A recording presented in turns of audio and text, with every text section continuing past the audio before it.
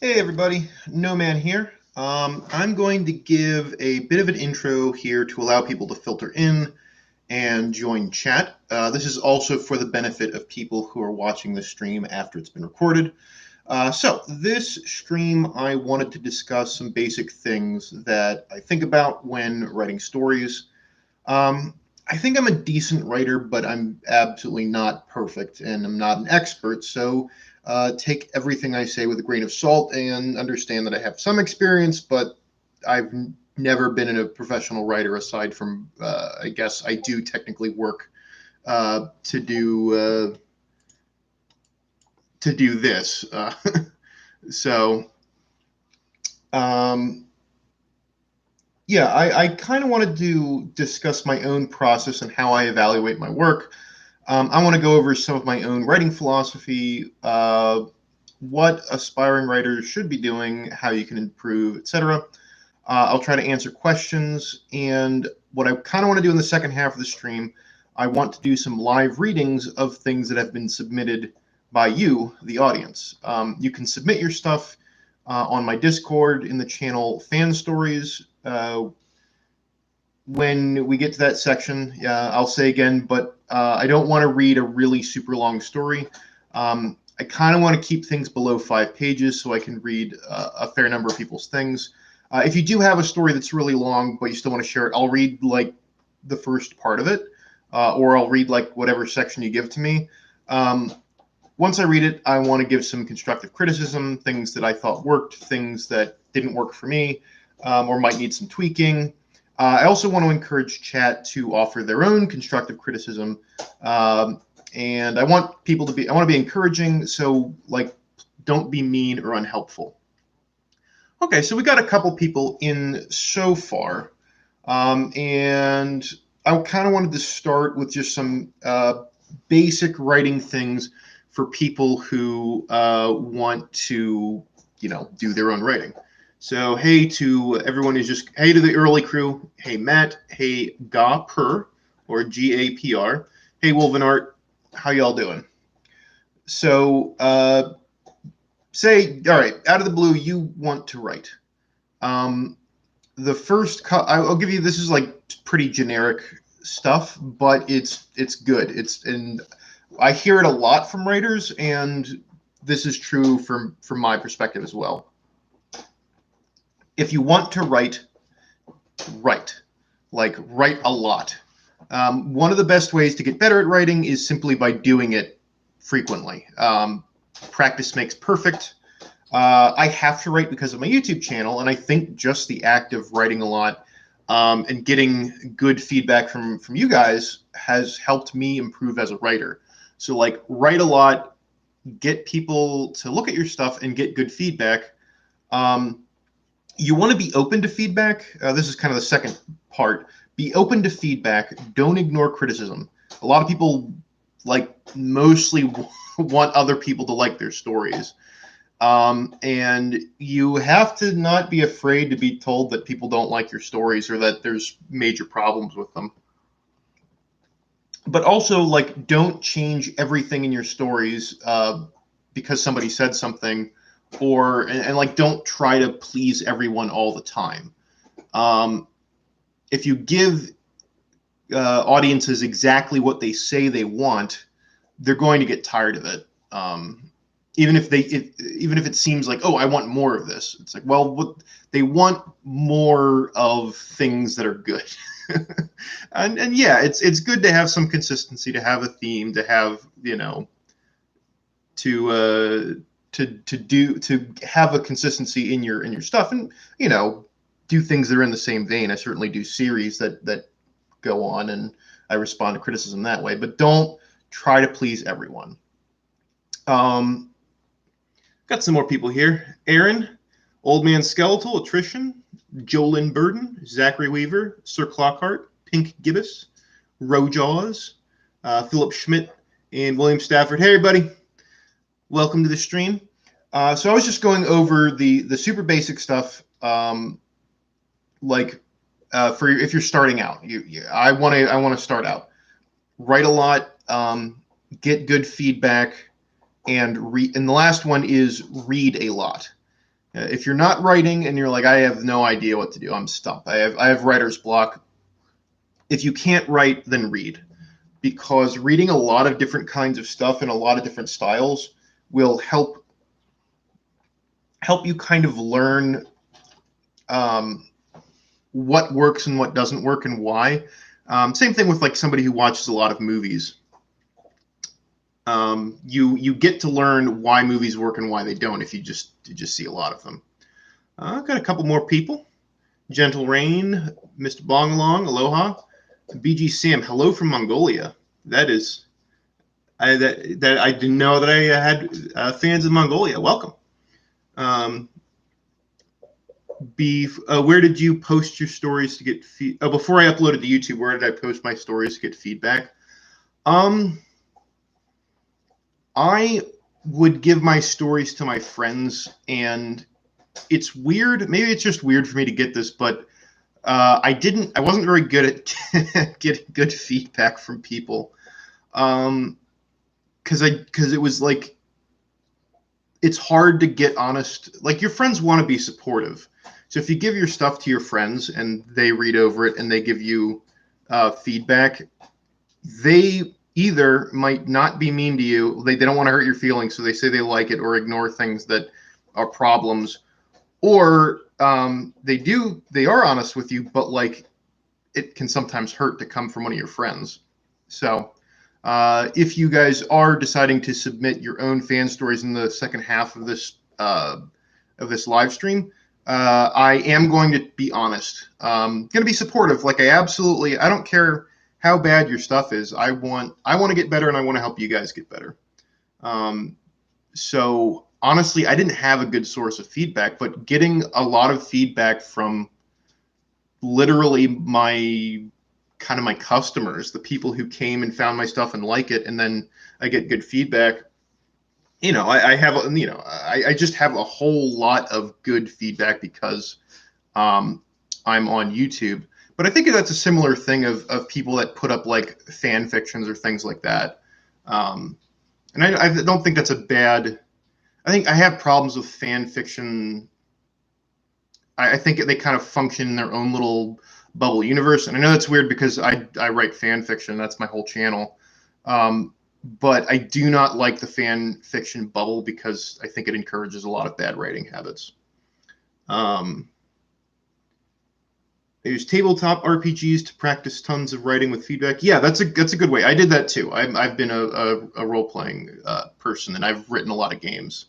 A little bit different on how you pace things out, but it's still pretty good. If you ever bother to read my stories, I didn't write anything long yet, just some short, funny ones in the Discord, but I'm working on a much longer one featuring Officer Stickbutt. I'll take a look. Like I said, I'm kind of going to look at the stack of stories in my Discord. It's under fan stories. I have the link in the description of this live stream. You guys can go check it out. And you can submit what you want. We'll see how long it goes on. But I will do what I can to give feedback. Part of the reason I'm doing this is because people have been writing stuff and I haven't had time because I'm writing my own YouTube stuff and submitting things. So this is kind of a way of like producing YouTube content, but also like responding to the stuff that my fans make. So that'll be good. All right. When you have a friend read it and they roast yeah, it can be rough. Like, it can be very discouraging. That's kind of why I like YouTube has a little bit of distance. Like, people I personally know aren't ripping me apart. It's people that are following my stuff. So it's a little bit easier to take. Any advice about writing inherently confusing plots like time travel or Tzeentch related stories? I'm making a custom Chaos Knight house that is heavily tied to both. When you're dealing, if you have inherently complicated concepts, I think there's a couple things. Number one, don't make it more complicated than it needs to be, because if you are long-winded in your explanation as to what's going on, people get bored of it. But I thought I was, during the bad writing challenge, I basically was ripped off some concepts from Kabbalah stuff and then used it for the Emperor's Daughter, which I think the easiest way to sort of explain that was, in a conversation with the character that didn't know what was going on, and then using metaphor to talk about it. So, if it's like, this is time travel and there's Tzeentch weirdness, try to use a lot of symbolism and metaphor, and keep the explanation as simple as you can to get the point of the story across. You don't want to bore people, but also have respect for your audience. Like, people are willing to chew on really complicated ideas and like think about things. People love to think about stuff, but like, don't give them information that isn't going to help them get more engaged in what you're doing. Eric's here. Hey, Eric. Eric has done a fair number of the art that I have actually used in my videos. He's done a couple of them. So, hey, Eric. Let's see. Personally, just asked my parents on how to improve it. That can be useful. But I imagine some people aren't living with their parents, and you kind of have your friends or the internet to do it. Let's see. Any other questions? Pink Gibbous makes a good point. I wouldn't say that friends and family are actual good for feedback. They tend to be yes men in my experience. It depends. Like, you might have parents that are like writers and can give you really good feedback, or might have parents who just don't know that much about writing and have a skewed view of things because they like you. So they're going to want to like your stuff. YouTube has a lot of good advice out there for good and bad writing and how to structure characters and things. And I thought having my own view of it, my own journey can kind of help things. So let's kind of get into. I have a couple bullet points I wanted to talk about. I talked about if you want to be a writer, write a lot, read a lot, get good feedback, which is all easier said than done, but that's kind of the basic things. When you actually get into writing basics, I think one of the things that isn't talked about a whole lot, there's a lot of focus on characterization and character motivations and really making a character feel real, and you want to sympathize with the character, and etc. And this is kind of my personal thing that I have realized is incredibly important, is story structure and just the basic narrative. I talked about this a little bit with when I was talking about Mary Sue's and Gary Stu's. But the story I usually use as an example are like fairy tales, and the one I talked about in the one video was Little Red Riding Hood. So you have Little Red Riding Hood, which is a story about there's no characters. You just have, there's a little girl and there's a big bad wolf and there's a grandmother and there's a woodsman.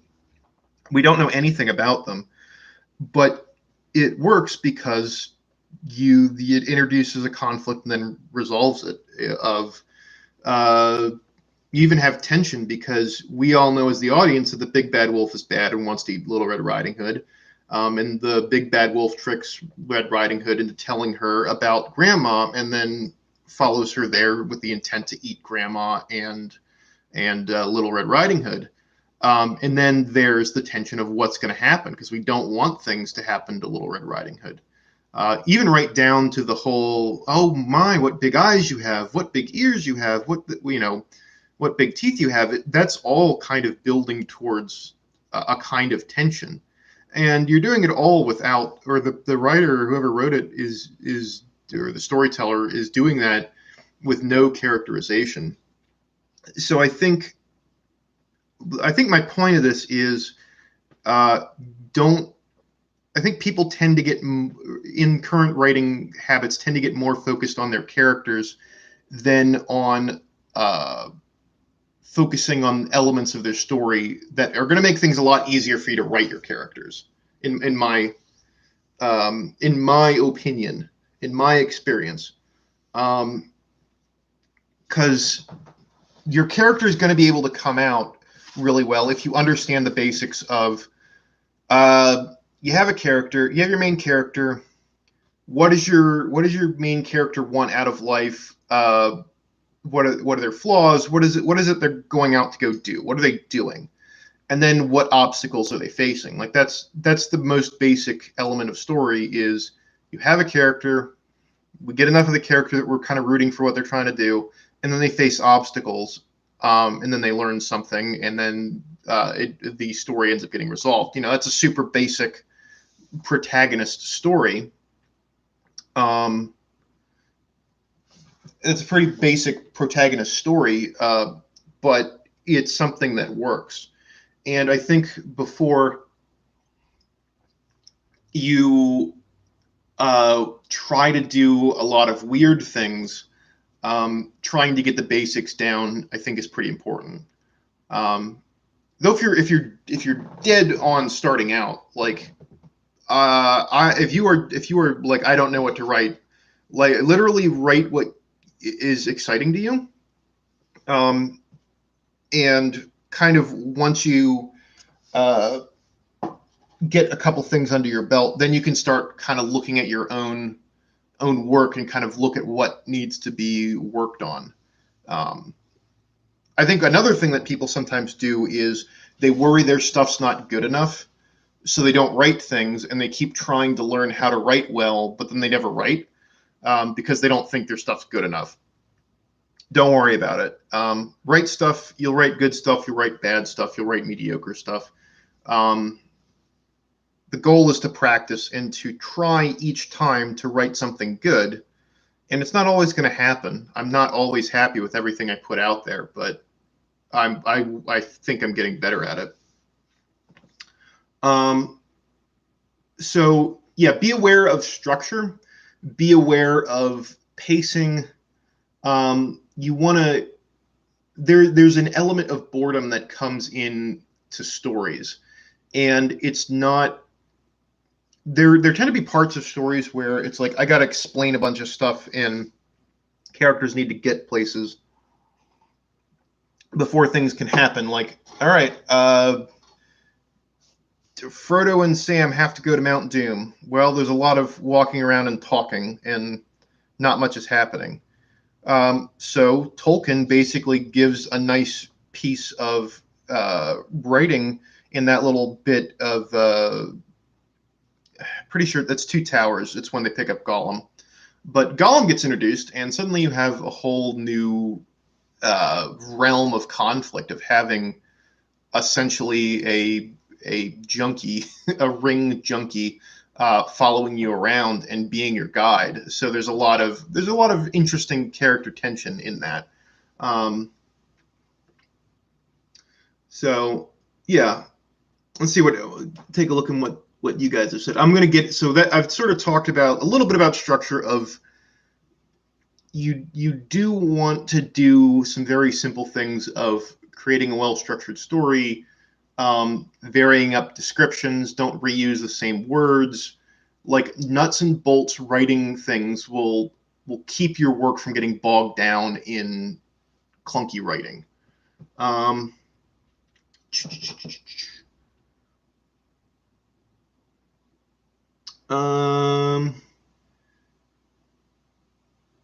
So I wrote this character, needs some help with it since it's been called out for being a Mary Sue. Apparently her character survived wounds where it is pointed out where her comrades die is Mary Sue-ish. Having her survive the entire war was also Mary Sue.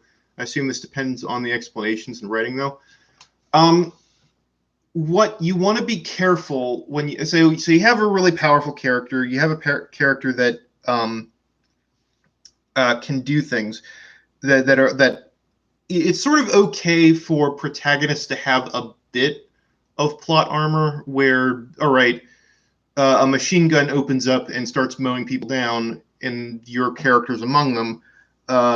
It's like okay that this first round of fighting, the character isn't immediately gunned down and shot. There's an acceptable amount of plot armor that doesn't stretch credulity, but if your character is blatantly breaking the rules of your universe without explanation, it's like, the Emperor could do anything, but he can still be an interesting character for reasons. There's a lot of extremely powerful characters that can still be interesting. There are a lot of really powerful characters who are still interesting, who have no flaws or no like meaningful flaws. You can have a character that does not have flaws, who still has an interesting struggle. Superman's super crazy powerful, but Superman's not more powerful than Darkseid. So there, Superman is not he has like kryptonite weakness, but as a person, he doesn't have stuff that he needs to struggle with and overcome. The thing he needs to struggle with and overcome is just an external threat. So that can work as well.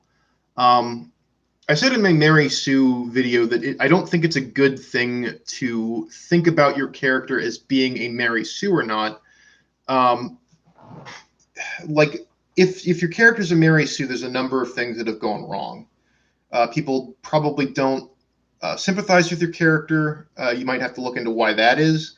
There might be a lack of tension in your scenes, because if you have your hero miraculously escape all the time and nothing bad ever happens to them, it removes tension from your story. So there's a lot to be considered, and I'd have to kind of look at the specific story to see why it might not be working.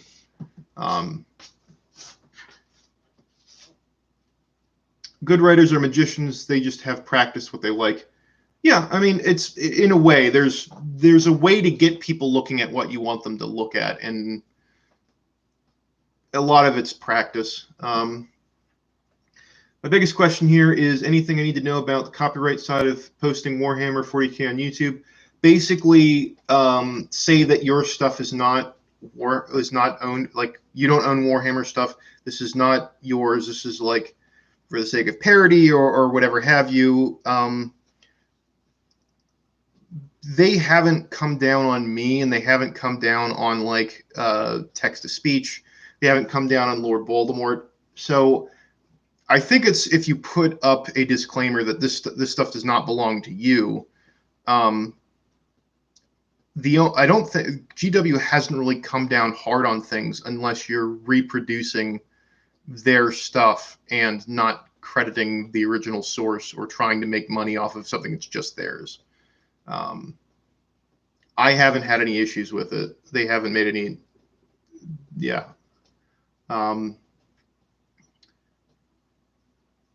But let's see. Have I read the Lost Fleet series? I have not. I have not read a lot of 40K stuff. Mostly because I have like a giant pile of other books that I need to read through. How do you handle power creep? Power creep is tricky because it's a pretty natural thing to have your characters get more powerful as they go along. And if the longer a story goes on, the more powerful characters should be getting. And the problem is that eventually your characters are so powerful that what they can do is not like relatable. It's just like too much stuff is going on. If you've ever gotten to like a late game D&D campaign where you're throwing things like Wish around and everyone can fly and everyone can teleport, just the reality of everything, normal cause and effect doesn't matter. So like it's hard to have a story where you care if your characters get too powerful. So the way you combat that is you have to kind of start thinking about your characters differently.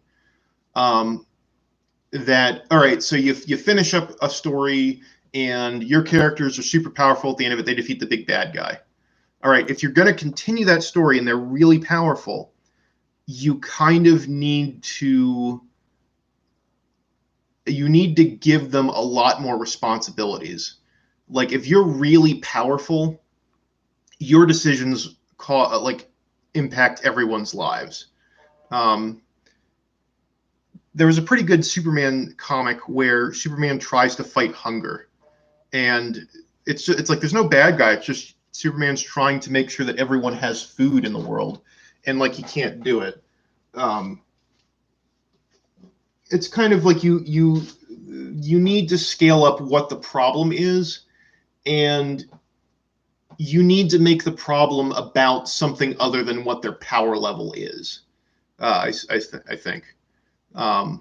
It's like once you have the power to do things, then it becomes much more about like your choices and what how that is going to impact things. It's like having a crap ton of power.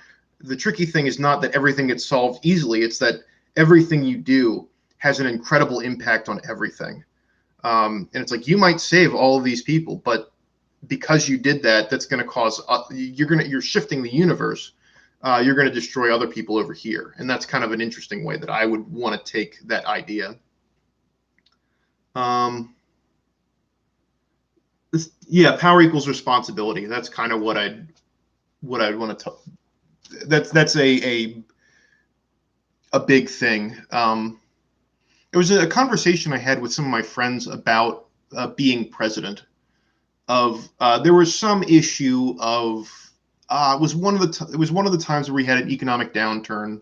Maybe recently, maybe farther back during the Obama administration. I don't remember, but I remember having a conversation with my friend of, well, the president could do this, the president could do that. It's like, well, or maybe it was like a war thing where it was like we can try to bomb this thing or we let it go. It's like, well, do you bomb this group of people who are attacking XYZ civilian population, and you're going to kill them, or do you leave them go and other people are going to die because these guys are going to still be in power? Or is the consequence of bad guys being in power and oppressing people or jailing people, is that going to be worth the cost? So like there wasn't a good answer, and no matter what choice you're going to make, people were going to die because you made that choice. And that's what you would want to do when players get really, or players or characters get really, really powerful, is put them in situations where their power is not enough to just magically fix everything.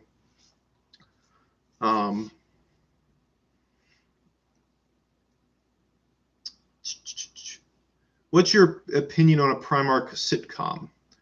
I think you can. I mean, you can do funny things with any concept, but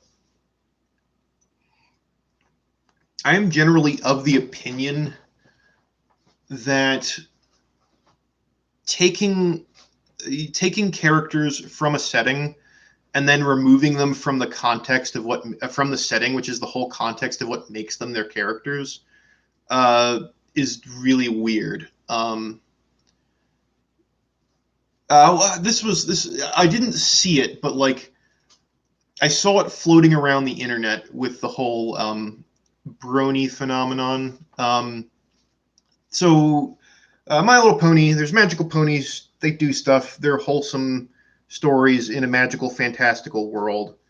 And I saw a thing where a movie or a special or something came out with the characters all became like humans and they were in a high school. And my reaction to that was, why in the world would anybody want to take characters who are magical horse people living in a mythical wonderland of magic and rainbows? Why is it more fun for them to be in a high school? No, again, I think you could do something funny with it. But you're going to be limited in what you can do with it because you're removing the characters out of the context in which they exist. So you kind of are stuck making in-jokes. And that's kind of about it. I think you could do something funny with it, but me personally, I don't know what I'd do with it. And I don't personally like alternate universe type settings. I mean, I think you can. I think there are things you can do that are interesting, but again, I'm not a big fan of dramatically changing the setting. Then it's like if you're dramatically changing the setting, then the character should dramatically change. In which case, why not just do a different setting with different characters? So, um, um, yeah. So, um, I think what you want to focus on a lot, the basic things of storytelling, I would say, is what's happening and why do I care, or what you and being able to communicate and what do you want to communicate to your audience, and is that coming across? That's probably the most challenging thing, is learning how to write in a manner and understanding how other people perceive that and receive it. And people, of course, are different. Some people are gonna like certain things, and other people aren't gonna like certain things. I've definitely had different opinions that people have expressed about things I've written. Um, but if you can kind of understand people a little bit better, you're going to be better at communicating that stuff to your audience. Um, what you really want to do is you want to focus on a typical story is going to be a bunch of different characters. They all have different goals, hopes, dreams, insecurities. You build up all these characters, and then there's going to be an overarching conflict that where all of these character facets will influence their decisions and cause them and the world to change as the story goes on. Um, if you're not doing that, you can tell weird non-standard stories, but you kind of need a reason. It's sort of like Picasso was a great artist, and he like started doing abstract weird stuff, but he was sort of breaking the rules that he had already learned a lot about in order to create certain effects. Um, if you don't know how to write a standard story, I think you're going to have a hard time writing a weird one. Now, if you have like suddenly a really strange idea pops into your head and you want to try to make it work, that can also be really good because you could make it work, and then cool, you may have just learned a ton of stuff about how to tell stories. Or if it doesn't work, you can kind of maybe learn about why it didn't work, um, that sort of thing. So, um, why do you do streams just after uploading videos? It always delays me and probably others from watching it. Um, it's part of it is I want to keep a regular uploading schedule, and I wanted to do every weekday I upload something unless I have some crazy delay. And then I also I didn't want to remove a day and then have a day dedicated to streaming. Yeah, some of it is I think today I tend to also deliberately make my Friday entries short, so that way if people want to watch that and then come to the stream, they're not missing a whole bunch of stuff. Like today's was less than a minute, so I try to keep it. I keep it mostly under 3 minutes when I'm normally doing stories or entries that are like 8 to 13, 14 minutes. Oh, this is an hour later. It's always like an hour later. Sometimes it takes me a while to like write something and I have to rush to like complete things. But I don't think I can't remember the last time I like put something up and then immediately went to stream. I think I did sometime like maybe a month or two ago, but that was just I didn't get something done and was tired and excuses. But I think I had to rush, but I try not to stack them up on top of each other. I got my one in today hours ago. That was done at least 2 or 3 hours ago. Um, up. Um, what's your opinion's difference between history and storytelling, for example? Difference between an historical event which is achieved of a great number of people and a hero family squabble. I think what you're talking about, Night Crassus, you tell me if I'm misunderstanding you, but kind of the difference between reading 40K fluff in one of the codexes. It's be like, here's this battle where this happened, and these people were here, and these guys had a brilliant last stand, and then this unit showed up. That's that, like, kind of a background fluff is a little bit is different than writing a story about people. And I think if you're writing a one-off, if you're basically writing something that's just self-contained, that's not information related to something else, I think a story is always going to be more compelling than writing a history, which I think is evidenced in the Silmarillion, which admittedly is a bunch of stuff that Tolkien wrote, or at least half wrote, and then his son Christopher kind of pieced it together. Just giving people facts about the universe and what the world is, if they're not already invested, it's going to make it hard for people to care. If you're trying to introduce a brand new world to people, doing it through a story is going to be more interesting than doing it the way a history book does. History books tell stories of things that happen, and there are ways of getting across world history that are fairly interesting and fast. But I think in general, a dry history, while you can't, I mean, you can do anything and make it work. But that's kind of my reaction to writing a straight history of your world setting. To someone who's not familiar with it, you haven't made them want to care about it yet. It's like, here's this whole world history. Okay, like, is anything cool happening in here? Do I know anybody? I don't know what I care about. Like I said, there was some wiggle room in that, but that's kind of my feeling about it. In your own universe, are you the narrator canon? Does like No Man really exist? Not really. I might do some fourth wall breaking jokes. And there's not really a unified No Man verse.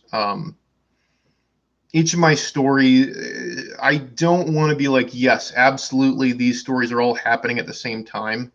It tends to be my silly stories happen in silly storyland, and my serious stories that are the ones that try to fit into existing 40K lore, and actually have a time where they're taking place and that kind of thing.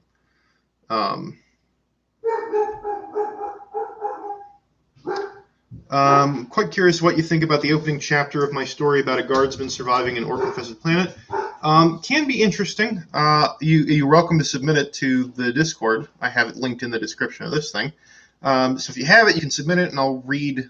Like I said, my limit is going to be 5 pages because I want to read more than just a couple things.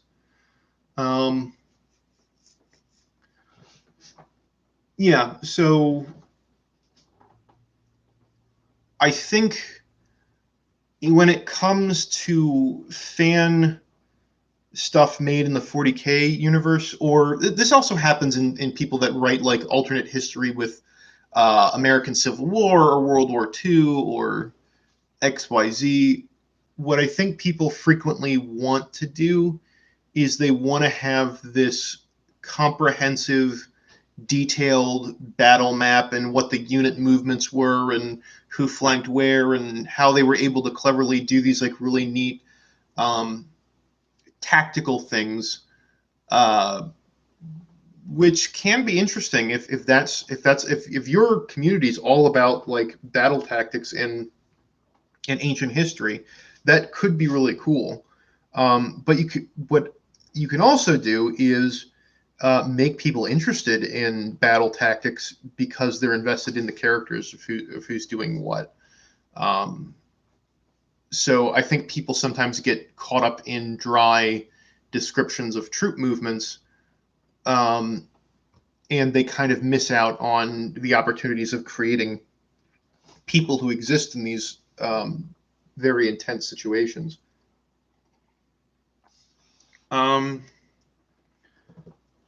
What is your opinion of the Fall of Prospero story? I haven't read it. Like I said, I haven't read a ton of Warhammer stuff. I know what happens in the Fall of Prospero. And the problem is a lot of it's editorialized because it's people's opinions about the story rather than the story itself. But my understanding is that emperors like here, Council of Nicaea, no psychers allowed. And Magnus continues to muck with psychers and psychic abilities. He's trying to figure out an answer to the flesh change. He ends up getting mixed up with Tzeentch. Emperor's really mad and chastises him. Horus Heresy kind of gets underway. Leman is sent to go pick up Magnus and then bring him back to Terra. Horus, having the heresy already starting to begin, wanted to create problems and basically told Leman that to kill, I think, Magnus, which then leads to them fighting, and then that's their eternal hatred.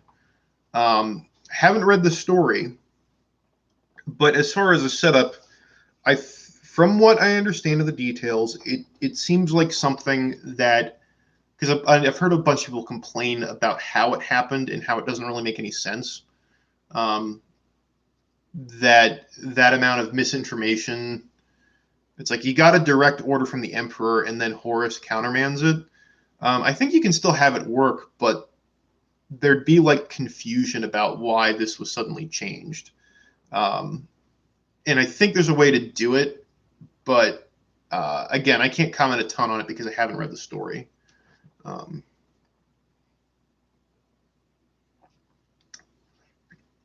Let's see.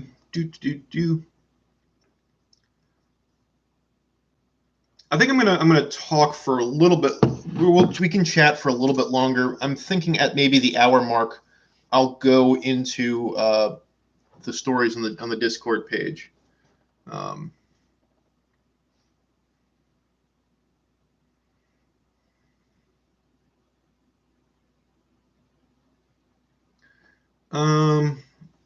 Hey, no man, if you could get one weapon made from 40K, what would you get?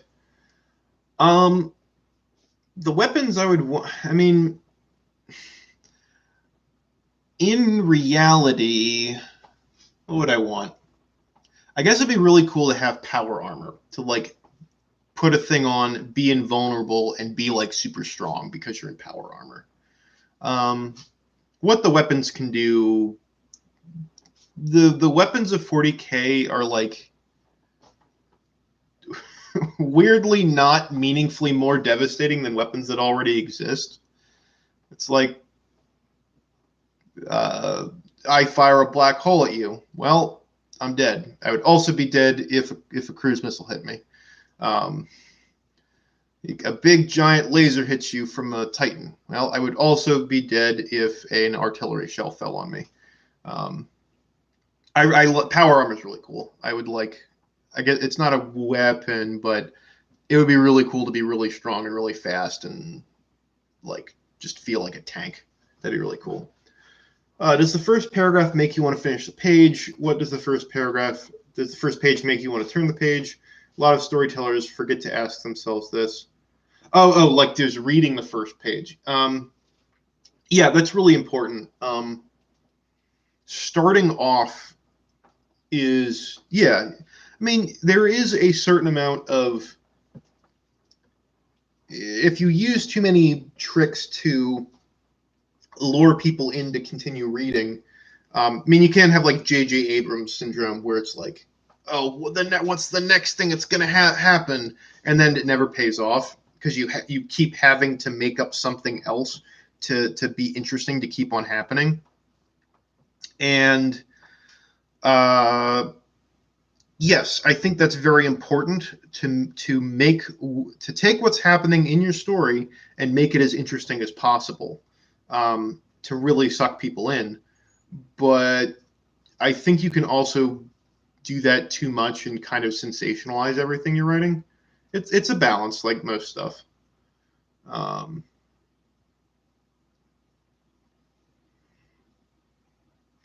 would I like to write a story from a demon's point of view? I'd have to find an interesting demon. Like like I think that Nurgle demons are really interesting because they're like weird and they have like a weird twisted benevolence about them because they're like really friendly and happy, or at least the Nurglings and the Great Unclean Ones are and the Beasts of Nurgle are all like really happy. Plague Bearers are more grumpy, and there are some other, and like Death Guard. It's actually a failing, I think, of the Death Guard Space Marine Chaos Space Marine chapter is I really, really want them to be happy and avuncular. All right, see Einflies. I really want Nurgle Space Marines to be like super avuncular and happy and like, yes, the blessings of Grandfather Nurgle on everyone because it's interesting and it's weird. But like, as far as what Khornates are, it's like, well, they're really mad and they yell a lot and they want to kill me. Yeah, okay, that's not very interesting. And his demons are, well, we're gonna kill stuff.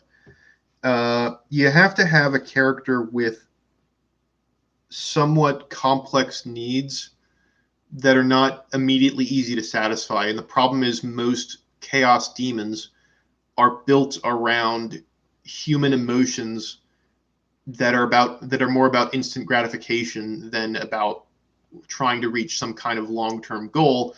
Tzeentch again is the exception to that, but it's the opposite, but to the point that it becomes the same problem of Tzeentch has plans for the sake of having plans. So his plans are just plans for plans for plans for plans for plans, and they don't go anywhere.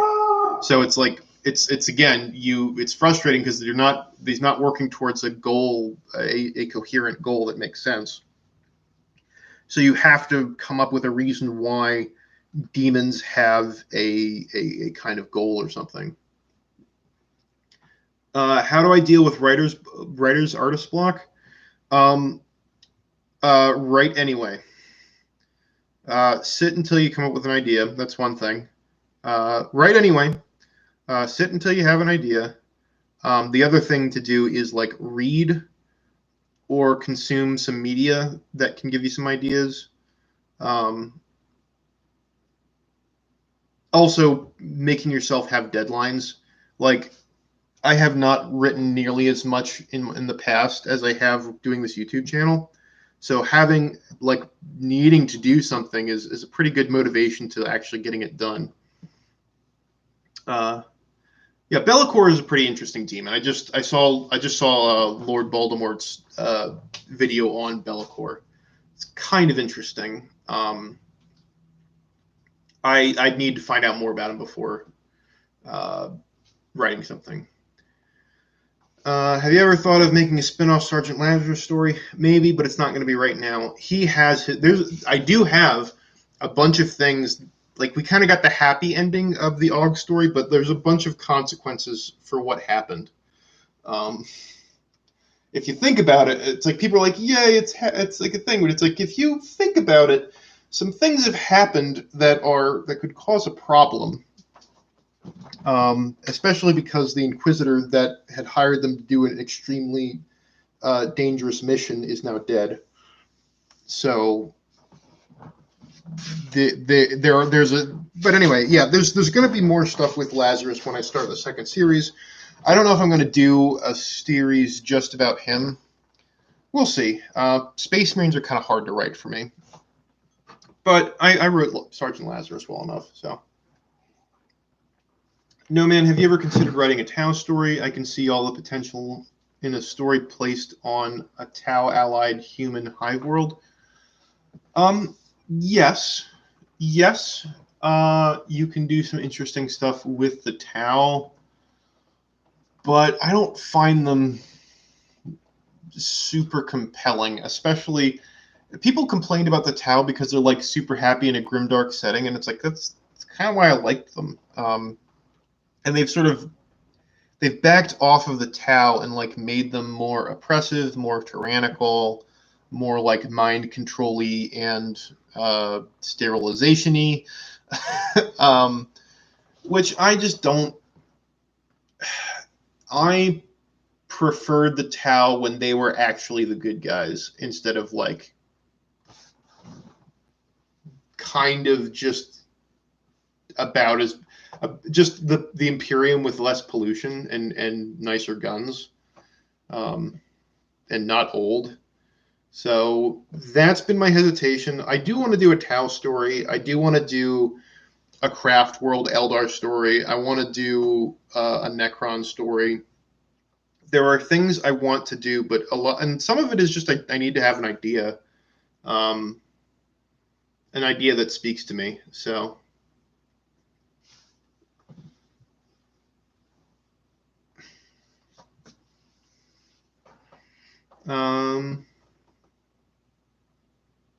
What did you miss? We're talking about the Tau, sterilization. What did I miss?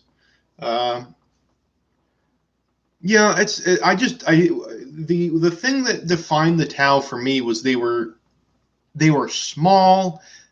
They were if any group decided to crush them, they could. That was kind of the cool thing about the Tau is they were in this hopeless position of they're new, they're full of hope, they have great advanced technology. They're kind of like the humans were in the dark age of technology, like wanting to cooperate, wanting to kind of. It's like if you stuck Star Trek in the middle of the 40K universe, and that was kind of interesting.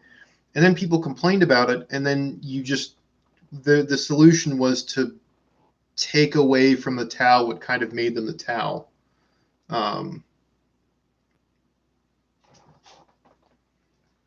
So like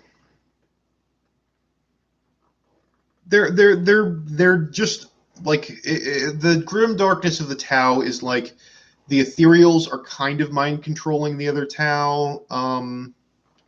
They're very ruthless with groups that are non-compliant. There was an instance where they sterilized a population of humans because they rebelled against the Tau. If you lose status as a citizen in the Tau Empire, if you like commit a crime where you are no longer considered a citizen, it's now open season on, like you're not a person anymore. So war crimes are now open season for you. So like they will do experiments and stuff on creatures that are on Tau and humans and basically anything that they don't consider to be a citizen of the Empire, or if you've lost it because of crimes.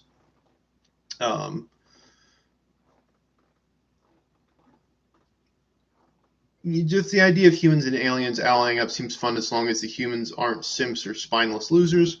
Yeah, I kind of like that. There's a Caiaphas. I haven't read this one. I keep saying it. I haven't read these stories, but there was a Caiaphas Cain story where I believe the story is the Imperials are fighting the Tau, and then the Tyranids show up, and they need to work together. I'm kind of fine with that. I'm pretty fine with cooperating between aliens against another threat because it's interesting. That's kind of why I did the Vladislav and Blockhead story series, was having two groups of people that hate each other having to cooperate because they were otherwise just not going to survive. So, all right, we're getting close to the hour mark. I'm going to see if I can pull up some stories in a little bit. Let's see. I'm going to do a count real quick. I got 1, 2, 3, 4. I got 4 stories that are going to be lined up that I'll do. If you still have stuff, the link to my Discord is in the description. You can go to fan stories and submit what you want. It goes back. I'll let you know that my plan is to read through them and then give my critiques, and also people in chat can offer their ideas as well. So yeah, I think we can. I think we can. Does it have a link? Yeah, there's a link in the description. If you can read the description. I will try. Let me see if I can I'm going to see if I can post it in chat. Yeah, that's the link to the Discord. So I think chat blocks you guys from posting links, but I think I can, and that should be a good. As if I can read it, if there's a link to it, or if there's a way I can read your story, I will read it. So most people have links to Google Docs on here, which is fine by me. So I'm going to go ahead and start getting into stuff. This first one is from Old Man Skeletal. I don't know if he's here. Old Man Skeletal. Yeah, you are here. You're the first one. I think you're the first one. Yeah, these are all the other ones are older. I'm only doing ones that have been submitted today. There's too much stuff for me to try to go through everything on the story area. But this is the Crusade for Neuroptec. I hope I said that right. So I'm going to pop this open and we'll get started on. Did this open? Where did it go? Okay, there we go. So I'm gonna go ahead and read this. I'm going to give it a dramatic reading, but do not hate on me for my bad Necron voices. Pretty much, if I'm going to do a Necron voice, I would need to have my voice manipulated to sound all robot-y. I'm gonna sip some tea and then I'll get started on that. This is an incomplete story. How long we got? Let's take a look. Okay, this is 6 pages. I'm gonna start reading, and if there's a good place to stop, we'll see. We'll see how I feel. All right. Neuroptec was the last surviving overlord of the Antarkan dynasty. He had slept long and deep during the past 60 million years, and upon awakening, was shocked to discover he was alone. Surely I can't be the only one, he thought to himself. He accessed the databanks of his tomb world. As he did, he awoke the planet. It stirred from its ancient slumber. Ice and rock crumbled away from a world cast in the shadow of the void. The core world of Safe lay far from its original star, left to freeze across the millennia of time. Neuroptec began with starting power generators across this planet's surface, then moving to the ones deep below. As he awoke his world, he moved from his chamber. An eerie green light settled across the rooms and halls of his crypt. Good. Seems that there are no issues with the awakening process, he thought. He stepped forward, gesturing with his arms. Rise, warriors of Antarkan. The time has come for us to step out into the stars once again. We will reclaim our lost worlds and more beyond them. Let the galaxy scream our names as they flee our advance. We shall be the inexorable legion, a tide of unwavering force and overwhelming savagery. Rise from your slumber and form your ranks. We will strike our names into the stars. Let all remember the name of the Antarkan dynasty. Let all remember the name of Neuroptec. As he spoke, the crypt was a dance of scarabs, warriors, and war machines. They stirred to life as Neuroptec awoke more and more of his legion. The surface of the world was warmed for the first time in aeons by the marching of mechanical feet. The Mechanicus on the surface had no time to react, as they were cut down by the might of the two worlds' defenders. Is everything well, my liege? Neuroptech broke from his memory cycle. A cryptech who had been looking for him. For how long he wasn't sure, but judging by their tone, it must have been a good few minutes. I am fine. I'm simply recalling the day we awoke. Have we processed the data from the Mechandricusp? Mechandricusp, whatever those primitives call themselves. We have, Overlord. It seems that many of our tomb worlds have been visited by these primitives. It seems they were trying to obtain our relics for research. We have managed to reclaim one from their vaults. The rest will require time to access, my liege. Very well. Reclaim those relics, though those animals messing with our technology makes me sick. It will be done, Overlord. Neuroptech turned away from the cryptech and brought his attention to the star map before him. Many of the worlds they had once laid claim had been dislocated, but a few remained in similar position to where they once were. Neuroptech had decided it would be best if they head to one of these worlds first. Most had been claimed without issue, and a few bouts with them. And a few through bouts with the Mechanicus. Now they moved for the world of Thruel, a manufacturing world of weapons and armaments. The scanners aboard this vessel had indicated that one lord remained, and it was in this world that Zarneptech could be located. While Neroptech was confident in his ability to lead his troops and govern his dynasty, help was always appreciated. Neroptech and a small team of Lichguard waited for a night scythe to reach where the Lord was supposed to be located. Once the signal was received, the Lichguard entered first, followed by Neuroptech.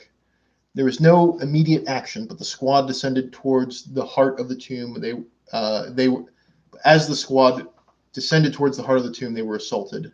Serpent-bodied machines and powerful blades lunged from beneath the guard formation. Two were cut down before the remaining three were able to turn around. A third blade came down at Neuroptech. He brought his training to bear. The reap blade sailed over Neuroptech as he bent backwards to avoid being bisected. The second blade came, but it was intercepted by Lichguard's shield. Neuroptech brought around his void scythe, and a vertical slash came down upon the abomination. It brought up its remaining blade to block the blow, but the scythe shredded through and cut the thing down the middle. As Neuroptech readied his scythe to deal with more enemies, the Lichguard had brought down the remaining two monstrosities. All right, I'm gonna finish up this series of combat, and then I think that I'll talk about what's going on so far.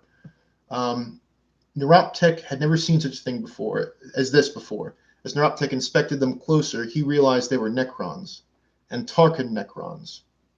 What sickness could bring such abominable forms to exist? Deeply disturbed by this, the squad made their way deeper into the crypt, encountering seldom more than a few scarab swarms. Upon reaching the heart of the crypt, Neuroptech laid eyes upon a horrible sight. Remains of all sorts were scattered across the room in various states of decay. Some Necron that seemed to have been left for ages. Others were Mechanicus. What little flesh remained still rotting away. But in the center of the room stood a massive figure covered in gore, viscera, and mechanical parts. It turned towards the door on tripod legs and raised a massive claw still covered in the remnants of a creature Neuroptech didn't recognize. I am Zom Optamun, the Crushing Claw. Its voice was distorted and patchy. You have intruded upon my domain, slain my children. Now you shall die. I'm gonna finish this and then we'll talk. Before Neuroptech could respond, the Skorpek Lord fired its Enmitic Annihilator. The Lichguard in front was disintegrated in an instant. Neuroptech and the remaining Lichguard readied their weapons and charged. One of the Lichguard was cut down by a massive hyperphase blade, even its shield being dashed in half. The last Lichguard held its shield in the air as a massive claw attempted to crush it into scrap. Neuroptech leapt into the air and brought his scythe to strike the wrist of the claw. It was cleanly severed as the Lichguard pushed back the claw and took a swipe at one of the legs.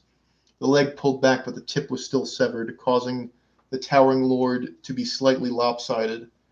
The lord brought its harvester around again, this time going for Neuroptech.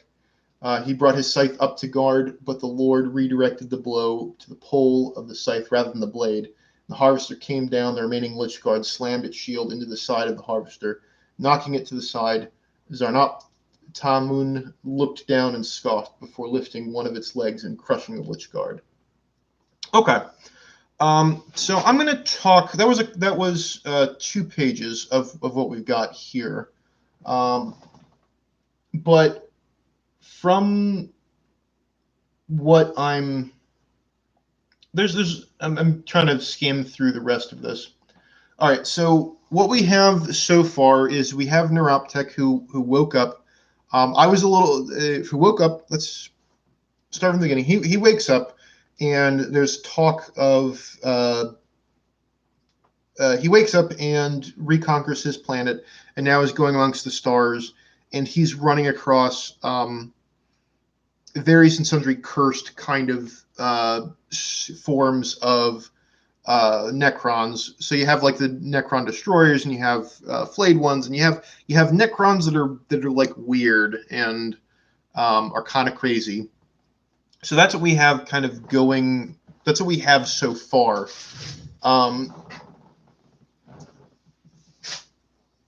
As far as things that work here, I kind of liked that we sort of open with a flashback, but I was a little confused. Was a little confused because I wasn't prepared for the snap forward. It just took my brain a second to realize that this was a flashback, and now we're going back. We're snapping back to the present.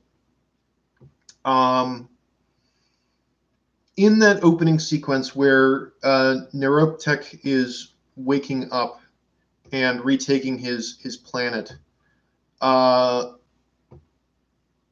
I kind of want it to serve a bigger purpose in it's a thing that happens, and aside from letting us know that he was asleep for a long time and he woke up and retook his planet, we don't learn that much about Neuroptech. We don't have a ton, we're in what we've read so far. There's not a lot about Neuroptech that defines him as a character. I don't know what he wants aside from he wants to reform. He wants to take over planets, which is a pretty typical Necron thing to do. I think the flashback could have been a good was a good opportunity to get a little bit of a look at who Neuroptech was when he was alive before the biotransference. How being a soulless automaton that's undying, how that's affected his psyche, what's happened. There's some character stuff that we kind of want to get set up, and a lot's happened in 2 pages. So Neuroptech wakes up, he retakes his planet from the Mechanicus. He goes to another planet, runs across, has some fights, runs across a different Necron who's maybe one of the Destroyer cults. I'm not up on my Necron lore, but comes across a different Necron who's twisted and messed up, the pile of corpses and stuff. But it's sort of a lot of things are happening, but we don't know much about any of the people who are doing things, and what's happening. There's a bit of, I was a little confused. Maybe I think some of it was I wasn't reading it right, but I was a little confused with some of the combat as to what exactly was happening.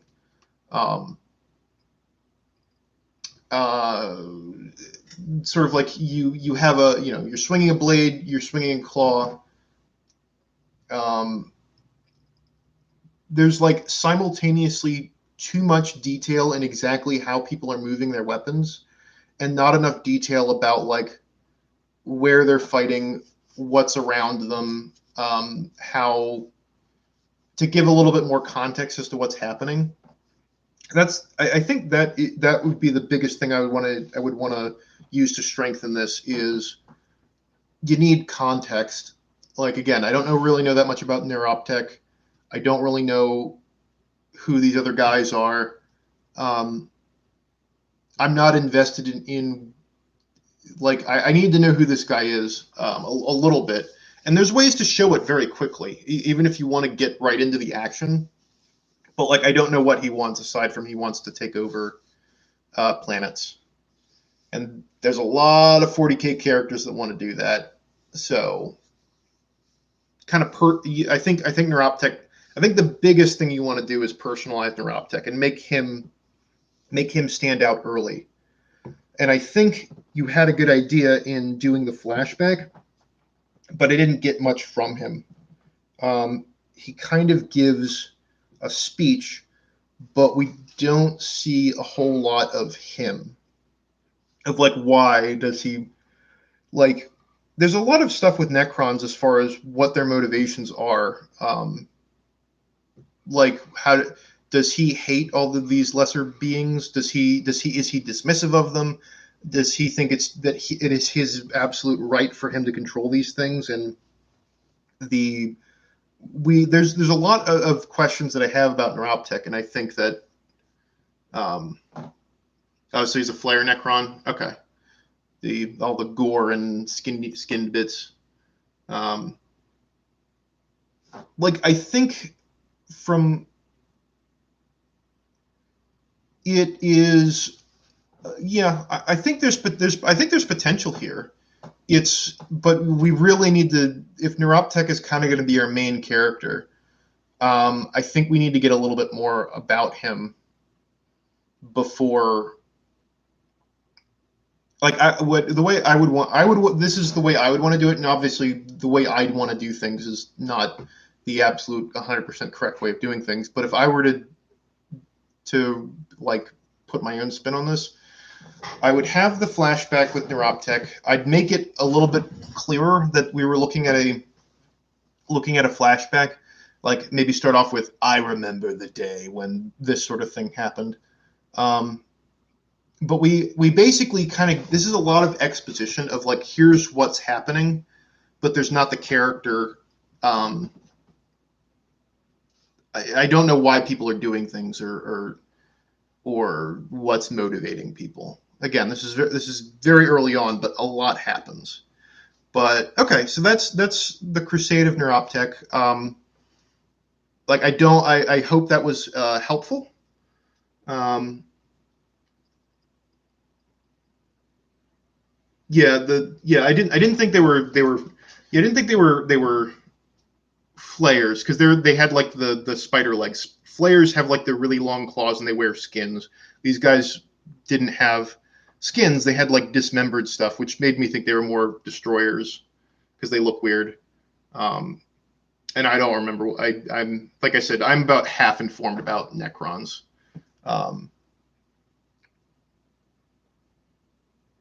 It might be a thing where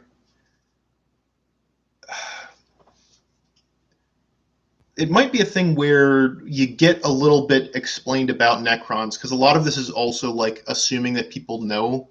Like people don't need to have everything about Necrons explained to them, but having some details about like how powerful their weapons are. It's like, here's this blade, and he swings it at this guy. It's like, well, as far as we know, that's like a sword, but maybe you can have a description early on where it's like he's holding this blade, and this is a blade that can slice through dimensions itself. Or like, I know that that's sort of what Necron tech can do, but giving a bit of an impression of the capacity of a weapon too.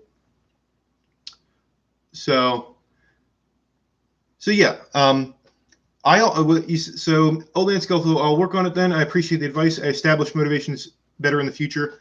I would do the motivation in that first flashback. Like, give us the. I mean, you can develop it, but give us the first pieces of Neuroptic's motivation during that flashback. That is a thing I feel pretty strongly about. It's like, here's who he was, and that's what's led. That is what has guided him for the past however many thousand years he's been awake at this point. That informs us a lot about who he is and who he has been. Is that scene? Um, and you give him a chance to see how he feels, how contemptuous he is of the humans, and I just see a lot of opportunity to explain who Neuroptic is before we get into him uncovering the destroyers and the Skorpekh Lord. Okay, so that was one. And this one is called Siege by so Old Man Skeletal did that one. This is by ODST Morn. He's one of my mods on the Discord. Oh, what's going on here? All right, I'm going to read this one. And Miserere Nubis, keep up the good work. Thank you very much for your donation. I'm late. I missed a lot of lives lately. Don't worry, you're good. Thank you very much for your donation. Yeah, we're going. If you want an explanation, I'm reading through stories submitted by fans, and we're going to kind of go. We're basically going to go until my head explodes. So if people still want to submit, there's a link to my Discord in chat. I'll repost it in the chat right now. If you go to fan stories and follow that link, if you have things you want me to read, I will try to get through it. Like I said, I'm going to go until I can't, or however long it takes. Okay, here we go. So this is Siege. The siege engine roared with fury, black smoke billowing from the steel exhaust ports. The occasional burst of orange flame shooting upwards in place of smoke. The purple paint on the machine was withered away to only a few scratches of it here and there, two covered in soot and blood to make a difference anyway. The soldiers surrounding it, teeming and numberless, wearing a purple armor with gold trim, marched forward towards the gates of the fortress. Brown specks dotted the fortress walls, too far away to see any defining details. A loud explosion is heard, and mud and blood is flung into every direction. The siege engine's treads don't stop. Neither did the flames now spitting out of it. Screams of pain echo through the muddy landscape as the crew members are burnt alive. Fire again, guardsmen! Keep focus on that grid! An entrenched space marine orders a guardsman from the Lucasian Mountaineers Regiment manning an artillery gun to focus on one location. Sir, the children are 5 minutes to the doors. A warrior shouts down from the fortress walls, his voice entirely calm. Oh, I read it wrong then. To put faith in the guardsmen and ease their nerves. So probably more of a, sir, the children are 5 minutes to the doors. Yeah, that's a little confusing. He shouts down from the fortress walls, but his voice is entirely calm. There might be a way to make that work. It was a little confusing for me. Marching up the stairwell and onto the walls, Cassius watches as 10,000-year-old siege machines advance slowly through the mud. Millennia of being ill-maintained and unrepaired left them in horrible condition, but an immense threat. Each one stood at the size of a tree, a large series of drills in the front and a massive ramp on the back. The whole idea of these war machines is to drill into the walls so the forces can rush up the ramp and into the besieged fortress. Emperor's children, this is your one and only warning. Turn back immediately, or you will face the Emperor's wrath. You have just entered the range of our firing lines. We have better equipment for this range. You will perish if you continue. Drop all your weapons and retreat, or we will wipe you out. Chapter Master Cassius shouts over a loudspeaker, demanding the sieging enemies retreat. But the entrenchers do not know mercy, nor do they know waiting. 100 bolt guns opened fire from the fortress walls as 10,000 las guns began firing from the trenches in front of the gate. Thousands of Imperial Guardsmen defending the fortress. Mechanicus reinforcements are said to arrive within the month, but with warp travel as unstable as it is, this could be incredibly wrong. Artillery fired a symphony of death and explosions. The choir of batteries performed their song with a complete discipline and perfection. Explosions and mechanical reloading being very audible. A harmony of war and a song of death. As the muddy fields were pelted by artillery and the hordes of corrupted space marines were struck with shot after shot, streaks of red lasgun fire went over the trenches, but none managed to even wound the enemy. The lasguns had made no damage. The bolters atop the wall did. The explosive shells dug into the enemy's old, outdated armor, then detonating to kill the horde. Blood and limbs flew, but the enemy advanced with no pain, their cold, lifeless eyes locked on the fortress, resolve powerful enough to break a sun. As the corrupted corpses marched, they began firing. Explosions occur as their tanks unleash automatic fire, their bolters launching precise shots, making blood explode from the trench lines. Okay, so this is that's the whole thing. So this is like a, let me look at if there's a, this is a brief story. Basically, so this is what ODST Morn said. For the stream, a brief story I have no intention of finishing. Also, the only one that isn't like 7 to 10 pages. No story, it's just pure battle. And that can be fun. Like, there can be times where you want to, where you just want to describe a battle, and there can be a lot of visceral, interesting images that go along with that. My reaction to, I think there are a fair number of interesting things done here. I think there are a couple of questions I have about the depictions of the Emperor's children, because they're kind of described as walking corpses, and I'm not familiar with a group that's like that. Usually, kind of the zombie walkers are more like Nurgle. And that also kind of lines up with the poorly maintained machinery and stuff. But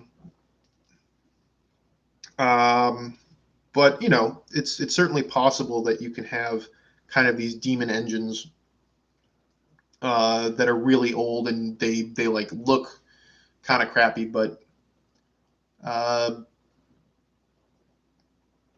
yeah, it's a little. It was a little surprising because it seemed out of character for the Emperor's children to be kind of ugly and dirty and banged up. Like they're ugly, but they tend to be ugly in the way that depraved, drug-addled lunatics are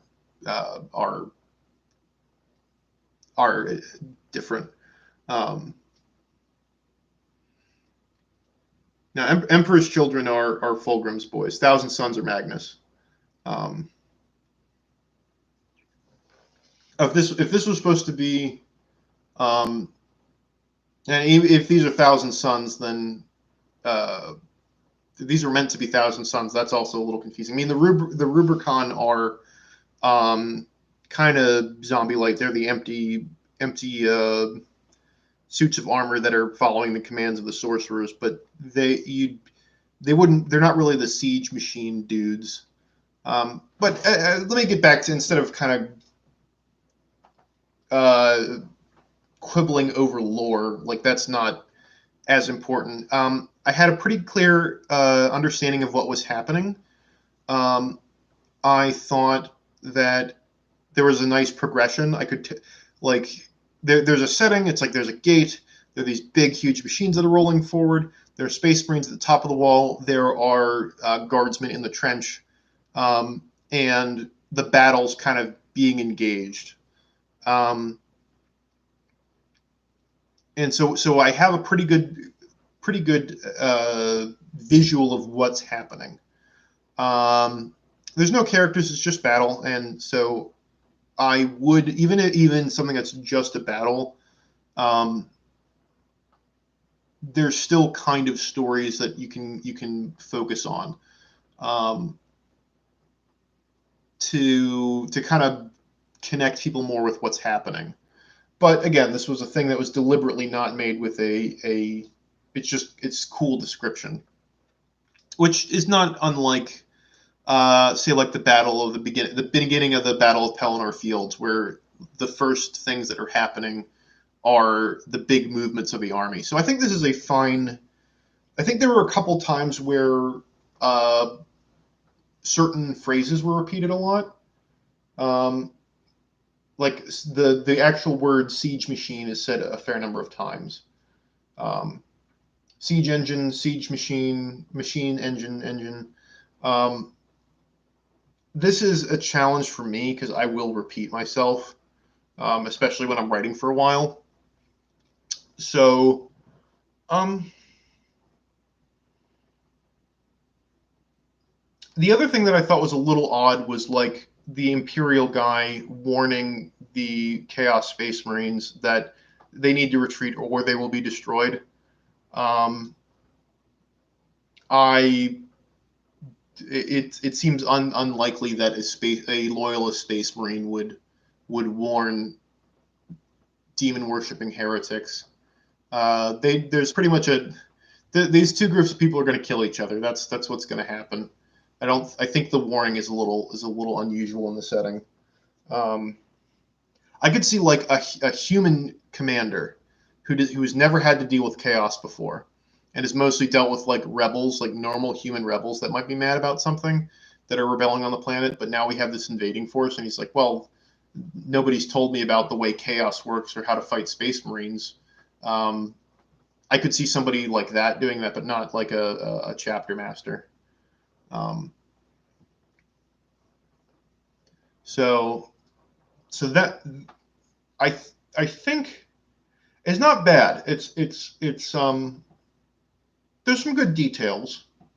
I think I would focus a little bit on a couple moments where you focus on what's happening to a few people. So like you can have a shell land in the trenches, or you can describe in like the guards are scrambling around and then like kind of reman that part of the trench and get the bodies clear or save people that have been wounded. Kind of a personal touch. Because a lot of the action is kind of impersonal. It's like bullets are things are being shot and machines are being and uh, people are being hit, but we don't get a nice visual of something happening to certain men or certain units or something like that. So I think if this is fine tuned, I think you can make a really nice scene out of this. I think if you go over it, uh, fine tune some word choice and pick some nice images that you wanna use to punctuate each portion. You can also do some things where you're describing like what the day is like, what the fortress looks like, what the battlefield looks like. Just set some tone. Give a sense of place for people. Um, yeah, it's not bad. I think there's potential and also I think that um, focusing on kind of the madness of the Emperor's Children and like the crazy stuff that's rumbling up to them. Um, I think you get some details that are because a lot of their weapons, a lot of chaos, they're demon engines. They're like alive and also machines. So I think that was another opportunity that could have been there. Okay, so that's it is. It's like you say, your stories always make my day. Thank you all for great content. Thank you, Nightmare. Was do not negotiate with chaos. Um, would you be interested in doing a Wrath and Glory session? I am going to do more of my Snotling roleplay, which I'm going to keep fairly simple. I was content with the way it went the last time of keeping things simple D20 rolls without doing the Wrath and Glory thing. I've seen them do the Wrath and Glory system for Warhams, and for the things that I would want to do with chat, I don't think that what we're going to do is going to require something that complicated. I wouldn't want to run something as complicated as having a number of people playing, and then having a live stream of the game. I'll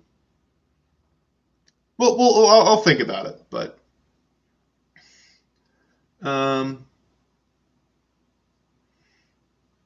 who is my favorite character in Emperor Text to Speech? I like the Emperor because I think it. I mean, yeah, he's just he's very lulzy and lull random, but the reason he does things frequently makes more sense. I also like Kitten. I think Kitten is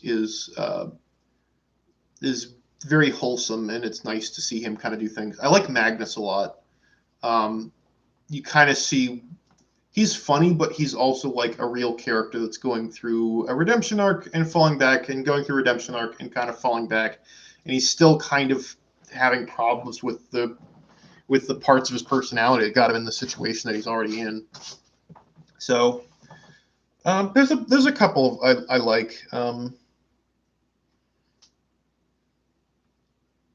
I am the ones the characters that have more complicated motivations I tend to like. I like Dorn as well. Everyone likes Dorn, but he's like funny, but he also he has a bit more character in like why he does stuff. That's why I like him as well. I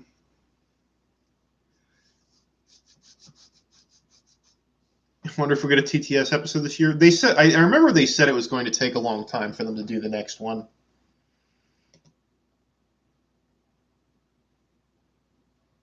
All right, so I'm going to move on to the next. All right, what do we got here? So we have one is the Silver Sun. This is it's a prologue, and then Doom, Faith, Humanity, and then there's another one that's called The Cat Told. There's another one. I think Agent Coriolis. I think that's what that one's called. So we'll see. I will start with the Silver Sun, and I want to at least get the ones that we already have up. If I'm done by the end of these ones, I might be too tired to keep going, but we'll see. All right. So the Silver Sun. This one's really short. This is 2 pages. So okay, this one won't be too bad.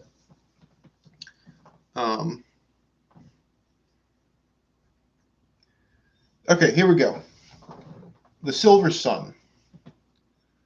I am Rathanor Calvus, great sorcerer of the Silver Sun. I serve under my lord and good friend Osea Osborne. We have worked together since the days of the Horus Heresy to the present day, watching the Indomitus Crusade go its course. But going back to the 30th millennium, though my memory of those days is fuzzy at best, I remember that we were once part of the Thousand Suns. I can't say that many memories stick out during my time there, but 3 events remain in my head to this very day. The first is the day I saw the Emperor in person, truly a sight to behold, and I now understand why the Imperium foolishly worship him as a god. I can't remember how I came face to face with the Emperor, but his mere presence burned in my mind, possibly until the day I die. The next memory is the burning of Prospero. But to be frank, who wouldn't remember the razing of your home planet? The last and final memory I remember is that the chief librarian, Azek Ariman, cast the rubric to save our legion, which it did to a degree. Just most of our legion was turned to dust, while I and several other sorcerers were spared. This was also the day that Oseas pulled me aside and discussed what to do. Hosea wasn't always the most talkative, or even the loudest person I've known, but he wasn't afraid to speak his mind when needed. Our conversation basically boiled down to us agreeing that the leadership of our legion wasn't the strongest now, and we weren't sure how long until it resorted to infighting. So we concluded that we should leave while we still could. We then gathered our loyal sorcerers along with about 150 rubricae and Hosea's 5 personal Scarb occult Terminator bodyguards. We gathered our small amount of forces, boarded Hosea's battleship, and began traversing the warp for a new home. Okay. So as a prologue, you have a pretty good amount of information in here. That you get a pretty good idea of what this character wants to do. You get what the story is going to be about. They're looking for a new home. They're unhappy with the leadership, and they're going to go new home. So we have now been set up for what the story is going to be about, and that's pretty cool. What I would want, so we get a little bit of the character, and we get what he's going to do, and that was done relatively quickly in just over a page. Probably less than a page because this is fairly large print. But what I would say as far as improving things is I would kind of want this to have some elevated diction. That like a little bit more grandiose in the way that it was this because this is a sorcerer. It's one of the Thousand Sons, big egghead sort of dudes. I kind of would see them being grandiose. And let me kind of give an example. It's sort of like I serve under my lord and good friend Hosea Osborne. There's a couple of lines in here that are very casual sounding, that take away, that's to me at least, take away some of the weight of what's being said. Or there's not enough detail. So we're going through the 3 things that he remembers. Now these are very important because it's a good way of getting of showing what Rathanor Calvus is all about as a person. So he talks about seeing the Emperor as the first time in person. Truly a sight to behold. I understand why the Imperium foolishly worship him as a god. So that's one thing. The problem is we don't ever get. What I would want to see is, like, I have this very, very powerful memory of meeting the Emperor, and I don't remember much about it, but, like, I don't know, you remember his eyes, or like you remember his voice, or you remember something about the moment that it's like, oh, well, but it's sort of like just implied. It's like he's amazing, and it's obvious that he's amazing, but you don't really like talk about what made the Emperor stand out, and that's a pretty big opportunity to give us a little bit of insight on Rathnor and like what impressed him about the Emperor. Like maybe it's like I was in the Emperor's presence and I have never felt that much psychic energy. Like the whole thing, the whole room pulsed with psychic energy. I knew that he could just bend everything around me with a thought. Like maybe that could be whatever it is that impressed him about the Emperor. Should be more explicitly stated. It doesn't need to be like really long, but I think more in detail. Then you have the second. This one's the one that's very odd because it's the diction comes across very casual. My next memory is the burning of Prospero, but to be frank, who wouldn't remember the razing of your home planet? That's like a weird conversation about that I'd have with like a friend. It'd be like, yeah, I really miss my dog, but like, who wouldn't miss their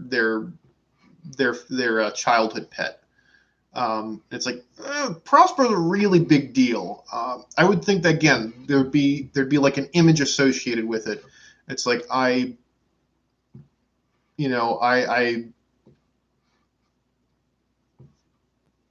saw my brothers, use magic to do something terrible to one of the Space Wolves. I saw a Space Wolf mercilessly hack apart one of my brothers. You know, there was, I remember the feeling of the injustice of that moment, my hatred, or like whatever his feelings were about the burning of Prospero. Get a moment that encapsulates his feelings, because then that can communicate more stuff about him. And then the last and final memory was the day that, again, it's again where where Ahriman casts the rubric. That again is an opportunity to give detail about. It's like, I remember these three things. Okay, what about these three things are memorable, and what does that say about the character? There's a little bit of other opportunity of talking to Osea. Like, I would like to have a dialogue where it's like, we're going to go out now and we're going to see the world, and these are the units we're taking with us. That's fine, but Osea wasn't the most talkative person, or even the loudest person I ever knew, but he wasn't afraid to speak his mind when needed. Instead of saying our conversation basically boiled down to us agreeing the leadership wasn't, I would love to hear the conversation between the two. So that is what I would want from that. But as far as being very clear about what's happening and also having something to look forward to, this is a pretty structurally well put together little prologue. I think it works pretty well.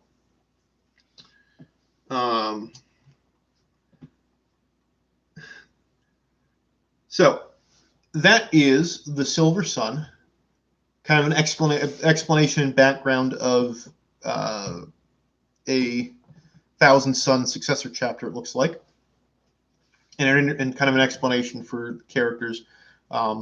I see a lot of opportunities with that one. It's real short, but I see opportunities. Okay, so that was by Pink Gibbous. This next one, Doom, Faith, and Humanity, is Kiss. Oh, sorry, Kiss. K. Chris Chu.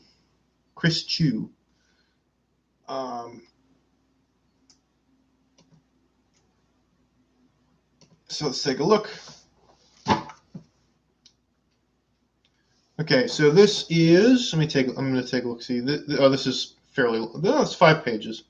That's 5 pages. Well, I'll go on for until I kind of get an idea of how this is put together. All right, so this is pilot chapter, Day of the Fall, Doom, Faith, Humanity. A storm's finest disguise is a preceding bright day. That was the lesson the souls on the armory world of Brotel 4 would painfully be taught in their moment of jubilation. Just as the rotation that would complete the world's solar cycle concluded, the sky would darken with clouds and unleash a downpour caused by the massive bodies of 2 space hulks that had been spat out of the warp. To the added shock and horror of the transport fleets and their escorts hanging above the planet, whatever malignant forces dwelled within both behemoths were to bring life to their tools of death. Were able to bring life to their tools of death. With the engines of multiple vessels and the backsides of the space hulks blazing like the system's sun and pushing them forward, the bestial amalgamation unleashed seemingly oceans worth of ordnance around themselves. While they tore chunks out of each other's hulls, that did not seem to bother them at all, as the Void garrison was being mercilessly shredded and forced to disperse, giving the pair a clear path towards the planet. Today was the day young Richard had worked towards the past few years. He had proven himself ready to ascend from cadet to a private in Brotel's planetary defense force. The successful cadets from his class were in the middle of their graduation ceremony when the harrowing calls of sirens deafened the air across the planet. All celebrations ceased, and everyone made for cover. Now officially inducted into the PDF, Richard and his squad rushed to their barracks in order to change from their ceremonial attire for one more fitting for combat. It was on their way that they could see the dark clouds begin to part, revealing the monstrous vessels that had forced themselves into their home's orbit and were now racing towards its surface. With every passing moment, their shapes grew larger and larger, enveloped with flame. "Grab your gear and head towards the bunker, lightweights," Richard's squad leader shouted as soon as they entered the barracks. The command itself was simple, a drill everyone had practiced many times over, though Richard proved to be the speediest among his mates. With his gear equipped, he moved down the ladder to the bunker below. His focus was most admirable, and was likely what saved his life, as it prevented him from looking outside of the barracks window and seeing the fully revealed immensity of the space hulks smash into the ground. An uneasy silence had gripped the barracks for a few moments before it was shattered by a violent shake and a sonic boom. Seemingly at the flip of a switch, the organized squad broke into its individual components, screaming in terror as they rushed towards the bunker hole. "Sir, what's going on?" Richard barely managed to call out as the man he had looked up to shoved his upper torso into the bunker hole and stretched out his arm in an attempt to grab the former cadet and yell, "Bobson! Pull me in right now! Bobson!" Rather than speeding up, the private was initially taken aback by the manic display before him, but he got a hold of himself and nodded in affirmation, stretching out his hand as instructed. In a few heartbeats, their hands clasped together. In the very next, a deafening wave smashed into their position, ripping the barracks building from the ground and tossing it away, its shattered corpse off in the distance. The initial impact made Richard close his eyes and turn his head away to protect it, but the sudden lightness to his grip prompted him to look back up, upon which he could see his squad leader gone, save for his forearm torn at the elbow, which was oddly still clinging to the private's own hand. Shaken from the sight, the young man yelled out in terror and attempted to both throw and push the appendage away from himself, due to which, however, he let go of the ladder and lost his footing, falling down into the concrete. A single thud was what he remembered before the world vanished in the darkness. Emperor knows how long, while still lost in the state, Richard would begin to find his way back to the waking world, the stillness of his mind being banished by the sound of scraping against permacrete. Slowly he would force his eyes to open. To his surprise, he was not met by the dark exterior of the bunker.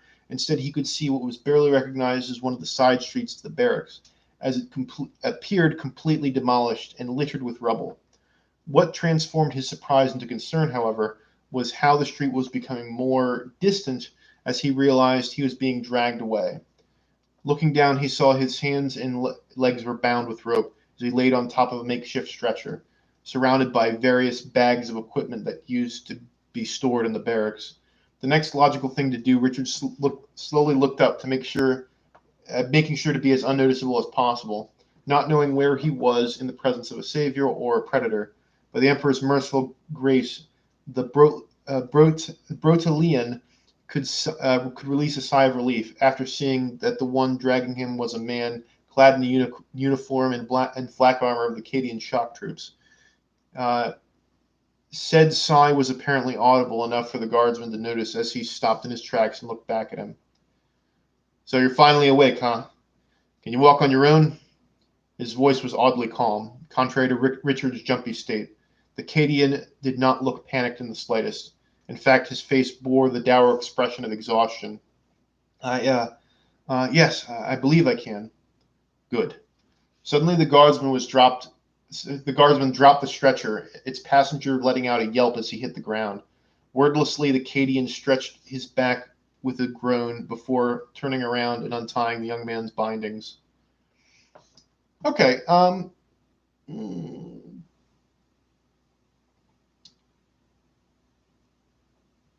Yeah. Okay. So that I think that I'm skimming through. I'm skimming through this. I'm going to read a little bit farther, but and then I'll stop because I think this gives a pretty good idea of what the story's about. Pick that up and follow me. Sector's clear for now, but you never know if one of the little vermin are skittering about when it's quiet. An exceedingly simple yet cryptic instruction. You're referring to the things that fell from the sky. Has the enemy been identified? Richard inquired as he picked up the harness of the stretcher and followed his elder. Orcs. The word left the man like a painful sigh, further enhancing his tired demeanor. Why can't it ever be some Tau that decided to jump to the opposite side of the galaxy for God Emperor's sake? All the bastards at the eastern fringe of Ultima have it easy, if you ask me. It's us poor sods north of Solar that have to deal with the worst shit around. At least the traders are simple lunatics, while the filthy knife ears just run away any time you see them. But orcs, they are just idiocy made functional, and that is a pain no sane mind should interact with. Okay. Yeah, I think that kind of gives it, because that's kind of the tone of the interaction of realizing that there are a young PDF guy seeing action for the first time and then running across Acadian and beginning. I think this is actually a pretty solid beginning of a story. Richard Richard is essentially going to be our hero. We don't learn a whole lot about him, but this seems to be a kind of everyman story where we're following Richard as he is coming into contact with the horrible things that are in the that are in the galaxy, and I think that's pretty well set up. As far as the word usage and things, I think it's pretty effective, and it would be pretty terrifying because if you have something the size of a space Hulk crash into your planet, that's huge.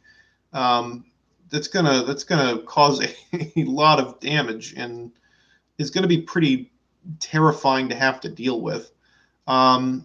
So I thought that was pretty good. I was a little confused as to why.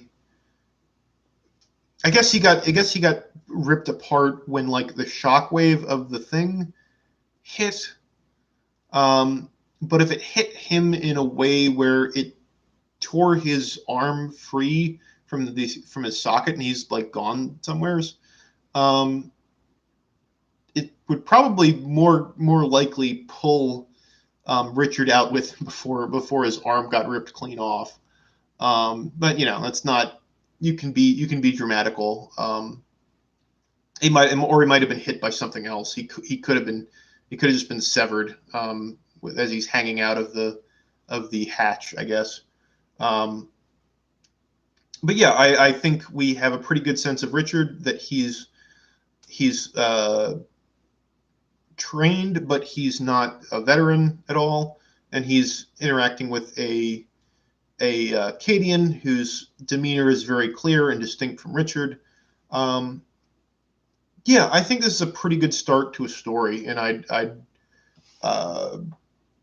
don't, from this bit, I think the Cadian might be a little too sardonic.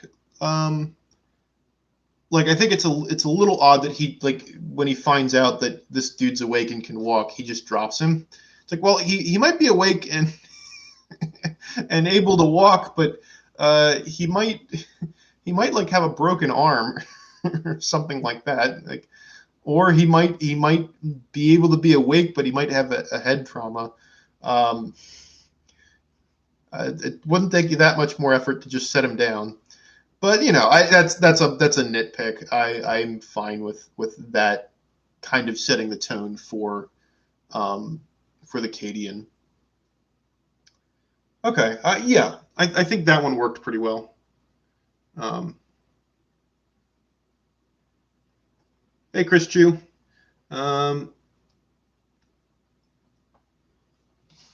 Yeah, I kind of, but I get he could probably explain himself better as it keeps going. Um, yeah, that he's abrasive, and I kind of got that. He's a veteran. It's a common thing in 40K that the guard really doesn't like having to deal with PDFs because most of them aren't very well trained, or a lot of them aren't very well trained. So I think it makes sense. I'm sure there's like more stuff going on, but I I dug what I've read so far here.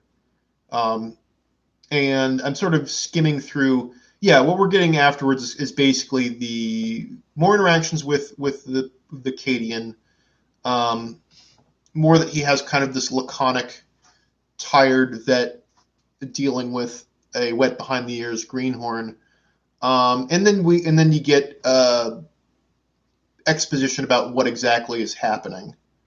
Um, yeah, the everything that I'm sort of looking at, everything. Yeah, this is like a fairly. I think the beginning part illustrated pretty good what was going to happen afterwards. But I think the first part of it was sort of illustrated the tone, and gave a pretty good idea of what was going to come next. Um, but yeah, I like that one. The the only, I guess you don't have to draw it out more. If I were to make some suggestions, you could have done. I like sort of the calm before the storm beginning. Um, I would have maybe spent a couple more sentences describing uh, how everything's great right before the orcs show up. Because I didn't really get a feeling of celebration.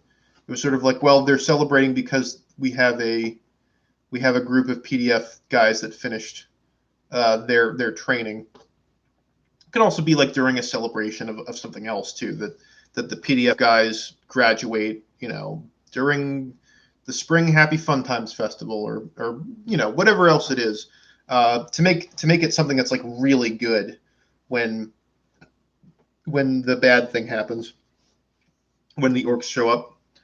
Um,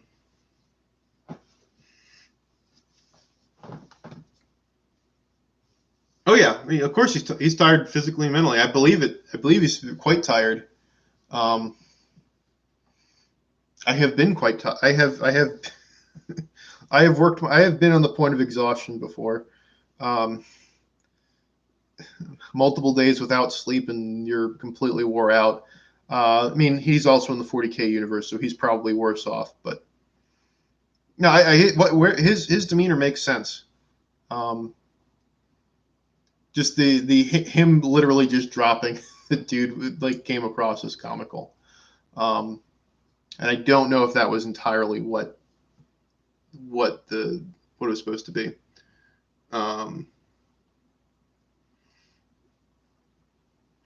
Um, yeah. So yeah, I dug that one. I'm not trying to like skim through people's stuff. It's just that we've already gone through about an hour's worth of things, and I still have more to do. And I'd like to get the ones at least that I'd want to get. I have like two more I'd want to do, and I want to get through them before my brain turns to spaghetti and I can't give good feedback. Um, okay, so this is this not? I don't think this is a. Yeah, this is not a 40K story if I remember correctly. Um, this is yeah, Niels Ebsen. This is decidedly not a 40K story, but I hope it doesn't disqualify it. I'm down to talk about whatever. Like this is a 40K channel. Um, I might do this one. There's only two left. I might do this one last as to kind of if people are here for 40K stuff, well, maybe it might be let's do 40K. I only have one other thing to do, and that's Coriolis. And it's that one is the second part of a thing he's been working on. Um, it's a 40K campaign narrative, episode 2, Masri. So I'm going to do Coriolis's first, and then let's do Niels. If you can hold on, we'll do yours afterwards. Um, just in case, just so I have like the 40K stuff all together, and then the one to bookend it. And I think that'll be the end of my stream for today. Um, which I hope you guys have been enjoying. I hope everyone's been okay. Cool with holding on. I will do yours. You're also here, but I don't know if Coriolis is here. People have different names on on stream than in the Discord server. All right, let me do Coriolis's story, and then I'll double back and do Neil's. Um, oh, I might not be able to see it. Um,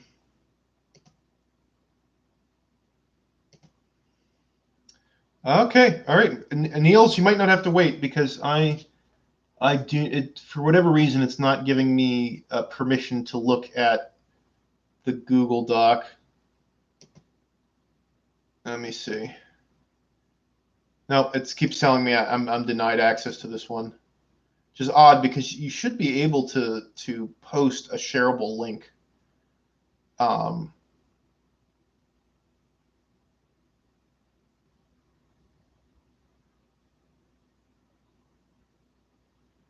so yeah, that's gonna be. I'm gonna double back and do Neil's story because I can't get it. So this is what the cat told. So this is not a 40K story, but I will see.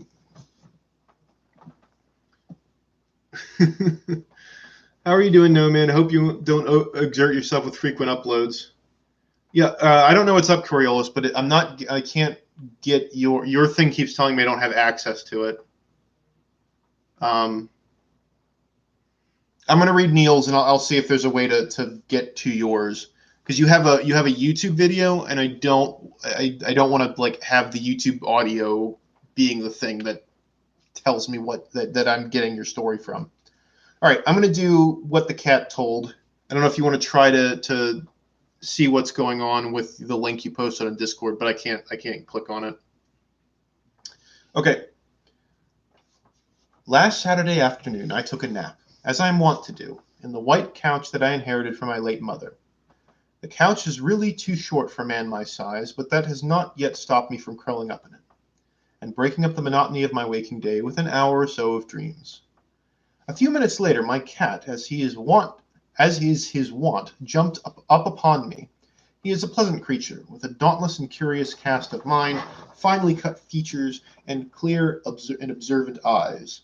His fur changes from gray along his back to white underneath, and is both long and thick, and bears, along with his features, witness to his bloodline. No mangy alley cats among his ancestors. Likewise, his skill and eagerness in the hunt confirms his kinship with the lords of the jungle and the savannah. As he kneaded on my chest and settled as too is his wont, I spoke to him, as is decidedly my wont, thusly: O cat and fur-clad friend, tell me if you deem it is for me to know of the twilight realm from whence all cats first came. My cat, who in the meantime had curled up upon my chest, paid close attention to my words. When I said nothing more, he commenced purring. After some time it seemed to me that my cat spoke to me. He told me that he would tell me things which no human had known, since a woman died in October of the year which Christian men count as 1982. He would steer my dreams, for cats can do many things which men think are impossible, and share the blood memory of his people with me.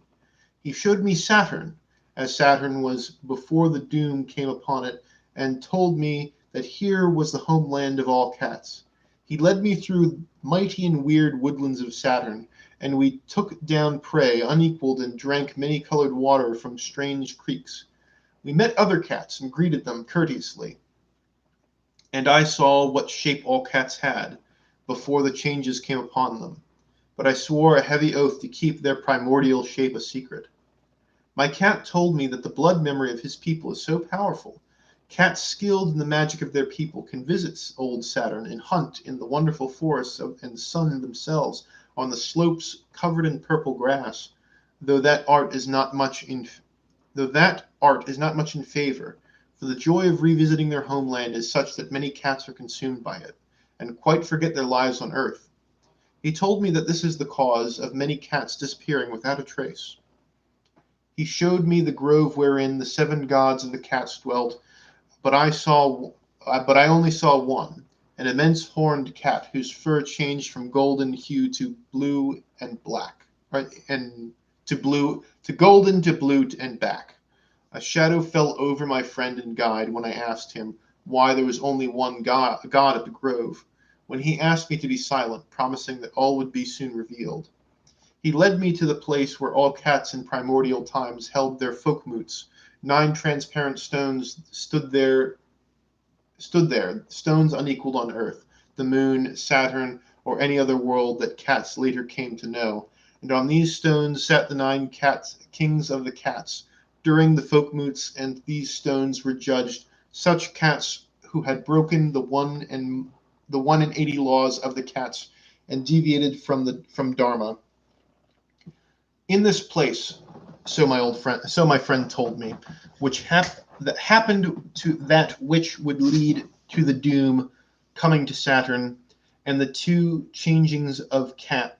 For 13 warlocks once came to the folkmoot and sought an audience with the 9 kings of the cats, and presented them with a way by which the might and fortune of cats would be manifold increased, and nothing in the whole cosmos could happen, was it not the will of the cats. And their words smelt of prey and warm sun purpled grass, but also faintly of citrus. He who is now the king of all cats spoke. He said that the proposal of the 13 warlocks violated the first law of cats, and was strongly adharmic.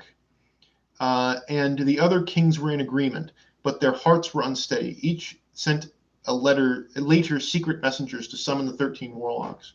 When the king of all cats learnt this, he went to the 7 gods of cats and asked for their aid in bringing the others back to the way of Dharma.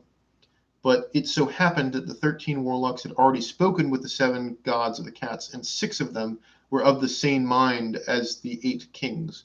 Then the strange color-shifting god of cats spoke to the other gods and the 8 kings, and declared to them that their wisdom had turned to madness. Then the king of all cats and the strange dharmic god of cats left grove wherein the 7 gods of cats had dwelt.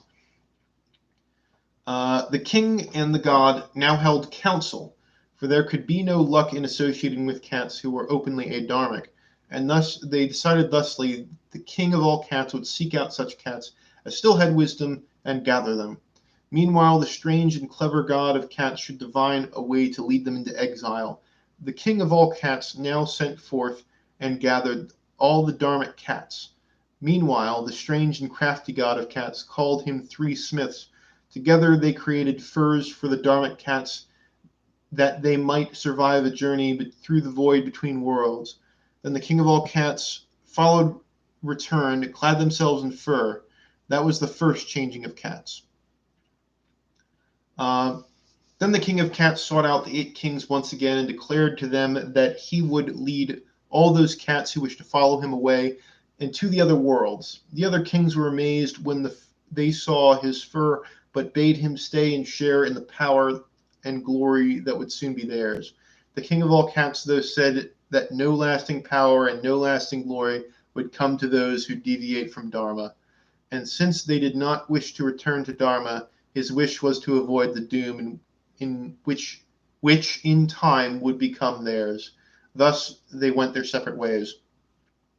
My friend and cat now asked me to grip his tail firmly near the root and keep myself unshakably unafraid, for he would now show me the greatest deed of cat in the primordial times.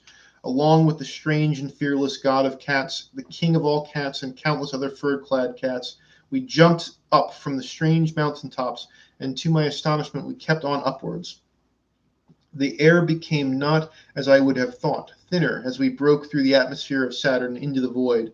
As we journeyed, my cat told me the same journey in the primordial times, how blind creatures, nameless and hungry, had stalked the host of cats, how the clash of teeth and claws against tentacles would have echoed in the void, if sound had been possible. Brave and warlike cats fell prey to the nameless ones, but in the end the cats sighted the moon. However, this was not the end of their struggles, for the moon had found a race of creatures who lived in secret passageways beneath the surface and worshipped a 17-pointed star. These things had no laws and were adharmic in all their doings. This was the cause of the war on the moon. Only after much suffering and great losses. Okay, there's not much left. Um, Sorry, I got distracted. Suffered in great losses did the cat succeed in cleansing the moon and exterminating the burrowing creatures. I asked then my cat why I had at no instant seen any of those creatures, even though I had both seen the wondrous rodents of Saturn and the unchanged cats. He answered, the moon creatures do not exist in the blood memory of cats, for their forms were too hideous to remember. The fur-clad cats were now masters of the moon, but doom had not yet come to Saturn, and the 6 gods and 8 kings of Saturn still enjoyed their full power and thought themselves fortunate. A few cats, brave and strong and full of homesickness, visited Saturn when the stars were right and brought back tidings of what happened there to the moon. The king of all cats was proven quite right, for the doom had came to Saturn, and it became a desolate cloud of gases, and such cats as survived were changed and became serpentine green and red striped creatures that now haunt the gases of Saturn. And they hate the fur-clad cats, for they insisted they had abandoned them to their fate rather than warning them. And though the cats of Saturn have no fur, it does happen that when they launch attacks on the moon, when the hate in them is hot enough to keep them warm through the void, then there is war on the moon and battles in the void, and thereafter the king of cats grieves, for it is not dharma for cat to kill cat. Therefore my friend told me how the cats saw the bounty of the earth from the moon, and made the short jump there. He told me of the first age and the hollow men and the war beyond the mountains. He told me of other worlds which cats visit unbeknownst to men, and those creatures which cats can see, but it is well that men cannot. He told me that the king of all cats still holds court on the moon, and that he himself makes regular visits to the moon. In the strange loud thuds I hear from the garden by the moonlight is the sound of him making his return. All this and more he told me before I opened my eyes and saw my cat curled up upon my chest, snoring gently. Okay, so this story reminds me of a couple things. It's very Lovecraftian. It's big on dreams. It's big on cats. There's a lot of fantastical explanations for what's going on. I think it's very interesting because you basically get introduced to a couple of concepts that you don't need to really explain everything. I'm familiar. I took a class in I know a little bit about Hinduism, so I know the notion of dharma is like your duty. But it also doesn't really matter if you know what dharma means, because it is just sort of contextually you can kind of tell it just means like stuff that's unnatural. So I really like that. I like the tone. It's very stylized, which I like. That so my friend told me there's a lyrical nature to the way it is. It's not just normal prose, and it's done in the way of like an old story. And it's a lot of fun to kind of hear and to be kind of intrigued of there used to be cats on Saturn, and what did the cats used to look like, and what was the doom that happened to the cats, and a lot of implied history. Which is fun. I think if I were to offer criticism, it would be kind of in the middle part. There was a bit where my brain, which might be because I'm tired, because I've been doing the stream for 2 hours now, but there was a point in the story where it was like, you got nine kings of cats, or the 9 rulers, you have the 7 gods, but like then the 13 warlocks, and it was like there was a bunch of numbers of things, and there were times in the story where it doesn't matter that you don't know what these things are. It's just sort of a reference to something bigger, which is a good thing to do because it helps make the world feel bigger. And it makes something a nice magic that there's a lot of other stories that cats tell. Like I like the way that made it feel, but there was sort of but with setting up what the conflict was between the king of all cats and the Dharmic god of the cats, it got a little bogged down in like a bunch of numbers and then not being clear on who wanted to do what when. It just got it got I thought it got a little bogged down in that could have been cleaned up and made a little cleaner. But I liked it's a very creative piece. This actually might in many ways I think this punches above my weight class as far as writing goes. Like this in a lot of ways is better than stuff that I write. Because like I said, it's very creative and lyrical and isn't about basic building blocks. Like this is attempting and succeeding in a way that's much more complicated than a lot of stories. So yeah, I like the Lovecraftiness. I liked the weirdness of it. I liked the fairy tale like explanation of why cats have fur, because that's the way they move through the void, and that there's a lot of like just so explanations. So I really like this as a piece of mythcraft that also seems to have a very cat-like quality to it. So I hope that was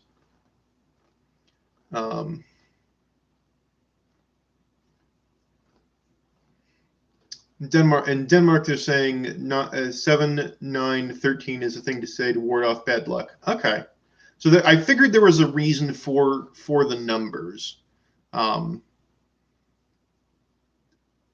but it was a little bit. I got a little confused and bogged down in that part because I wasn't.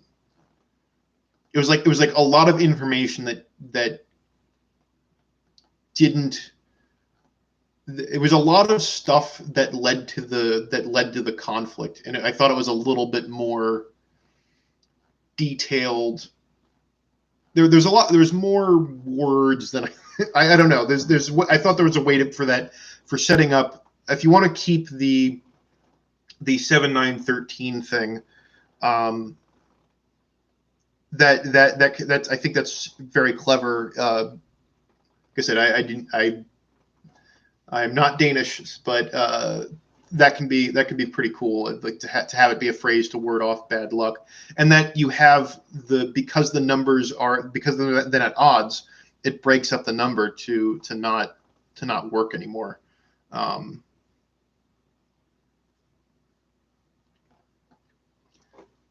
I thought, yeah, I overall I thought it was quite good. So,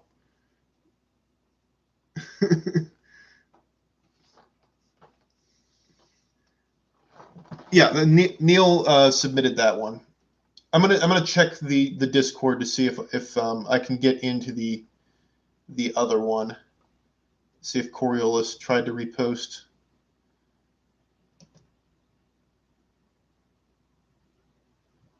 Okay, I got into. Okay, I'm into Masri now.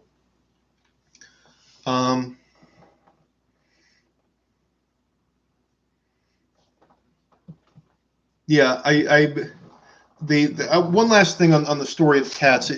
My grandfather, he wrote stories for his kids, and he wrote. There were two different stories he wrote. One were the magic thermos bottle, where they would have adventures, and they had, in order to solve things in their adventures, they had a magic thermos bottle, which whatever they wished for would appear in whatever liquid they wanted would appear in the thermos bottle, and it was stories that featured my uncles and things. And the other one they had was the Pumpkinhead Man stories, where every Halloween there was a Pumpkinhead Man that would come and take them away to Halloween Land, and they'd have adventures. So there's like a child. It's both Lovecraftian, but it also has like a children's story quality in a very good way. I think like a magical kind of thing.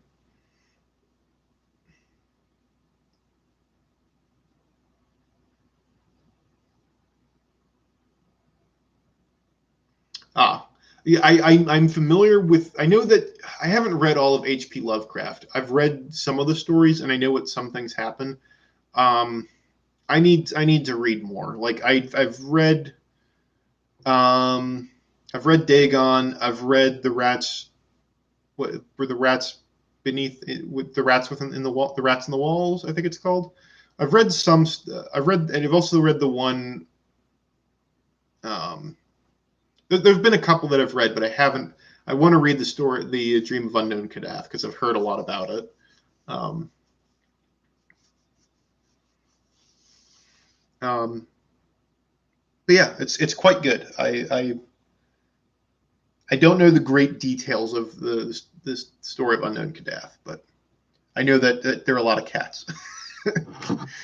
Lovecraft was big on cats. All right, so I do have the next story up. This is Coriolis.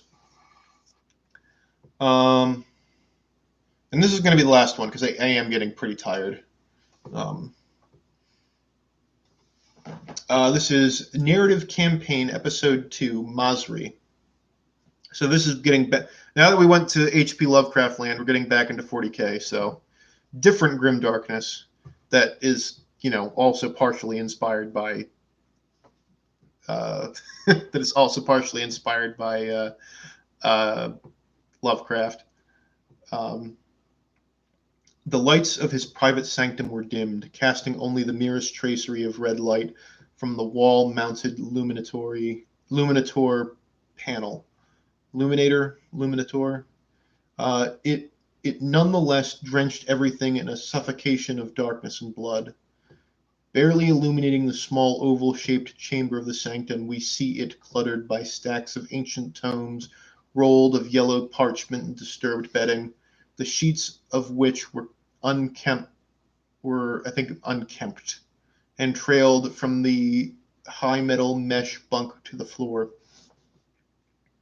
Off off to the side of this, partially hidden behind this dirty hanging drapery, was a small dais, upon which rested a small sealed green metallic storage crate with the imperial eagle embossed on it. Before this knelt in supplicative medication was an older man with a gray beard, wearing shabby brown robes, the ruddy light making him appear to be clad in gore. His old eyes were tightly shut, and he muttered under his breath a litany of subservience and devotion to the immortal protector of mankind. His mind grappled with himself, his prayers providing him with the focus and resolve to banish the voices that had come to him from outside since he had become old enough to comprehend them. They were always the same and simultaneously always unique. They offered him hidden truths and secrets long lost. They offered him power and strength so that he could live his life as very few men dared to. They even offered him pleasures beyond his imagination to conceive, the love and adoration of perfect female forms whose eyes burnt with the promise like stars in a night sky. They offered him his failing, aging body immortality, with a vigor that had long since been lost to him. All the voices asked of him was that he say yes, and it could all be his. As he finished his litany, he felt it again, the light at his back driving back the voices, allowing his thoughts to return, a warm, guiding hand resting on his shoulder and gently leading him through the darkness, the home of the voices, and to the other side into material consciousness once more. It was wonderful, like being shepherded by the warm sun, but he knew better than to look back into the face of that sun, for surely he would burn. He loved the light. It felt like a father that would never abandon him as his own had done.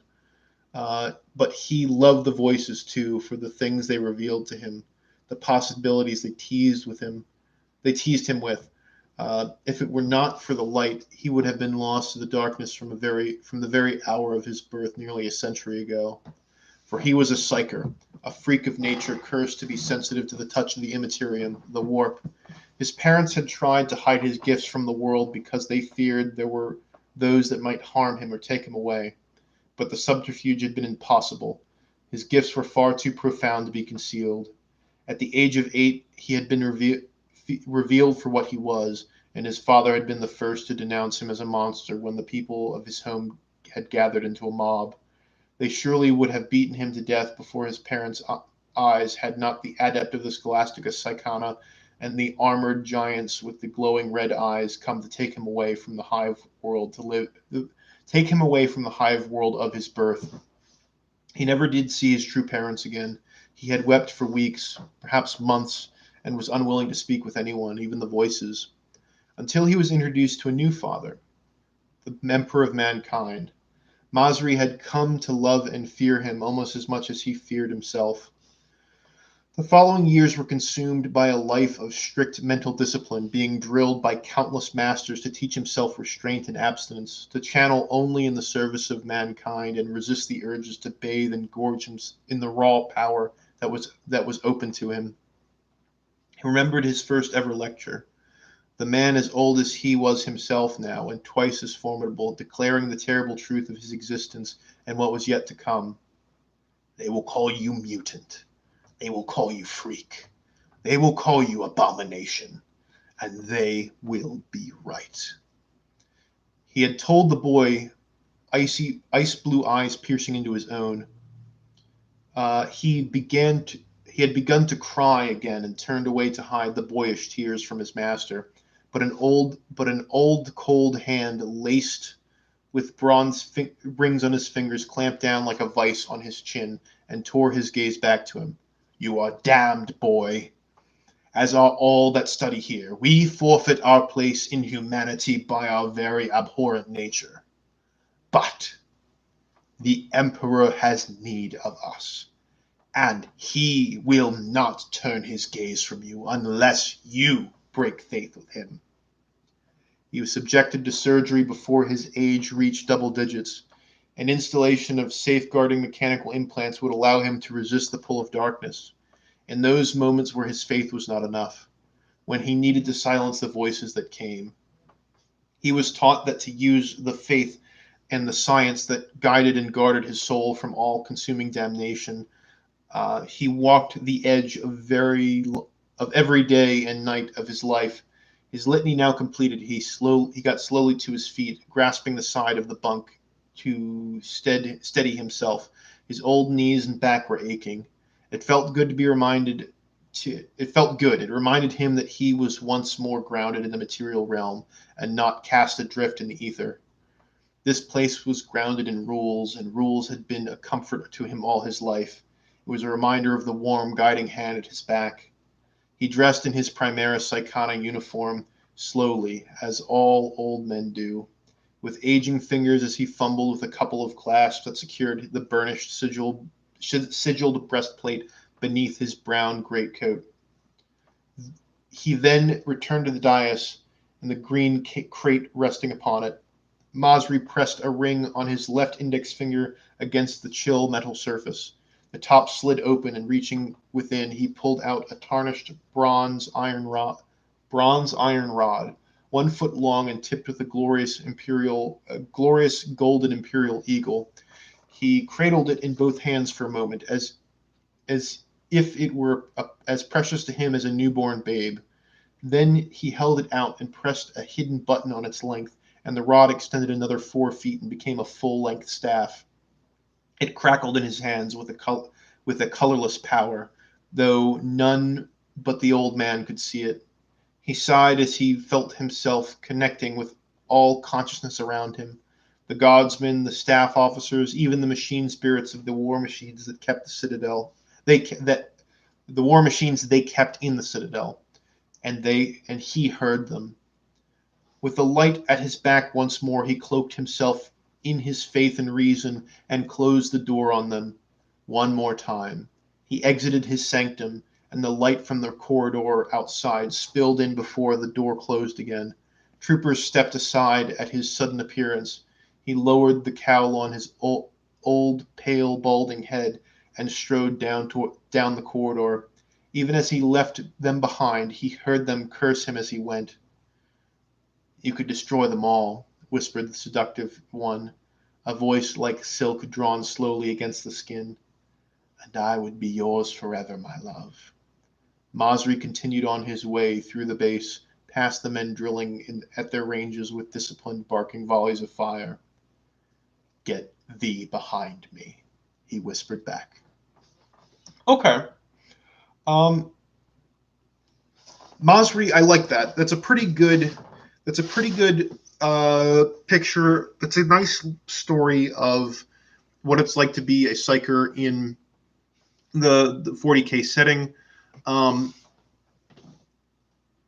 I really got a feeling of the picture of what was happening.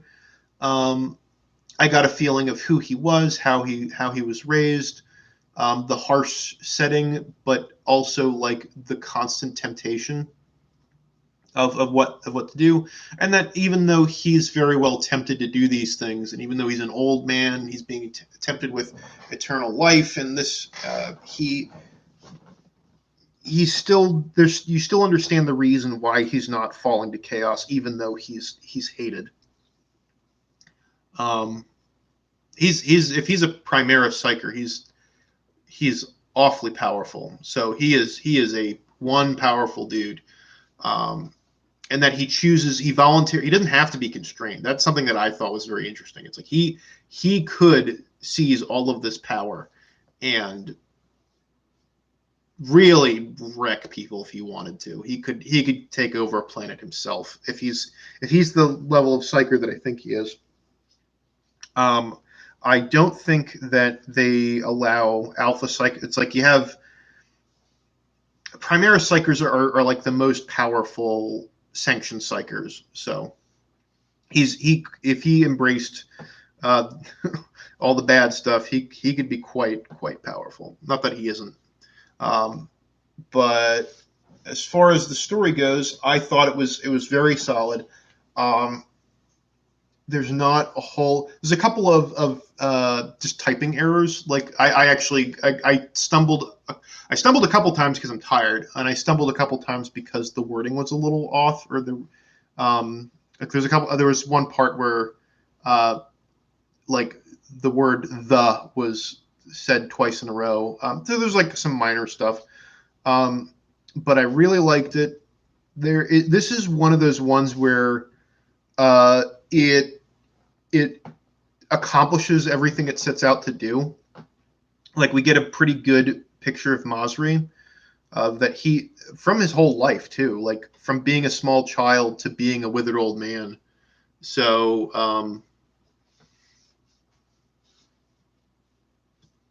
I think and it's done in a way that everyone can understand.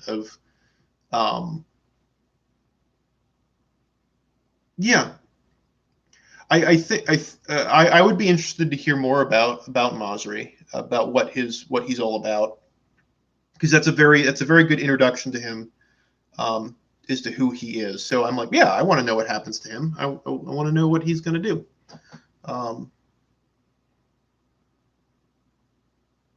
I don't. Unfortunately, there's not a whole lot else. I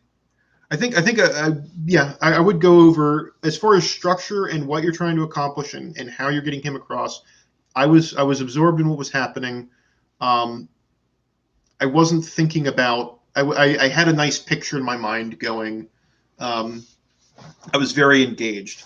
I guess the one thing I would do is like clean up a little bit of the phrasing. That's one of the things that I've gotten a lot better at, because I have to say things out loud, is I get my phrasing. I improve my phrasing quite a bit. So, yeah, I would recommend that. So I do thank all of you guys. It's been. I hope you guys enjoyed the thing, the stream. It's been a little quiet. I know previous streams I sort of have things that people get for doing donations and stuff, whether it be I didn't want people to pay me to read their stuff today, so I do appreciate Miserere Nubis for the donation today.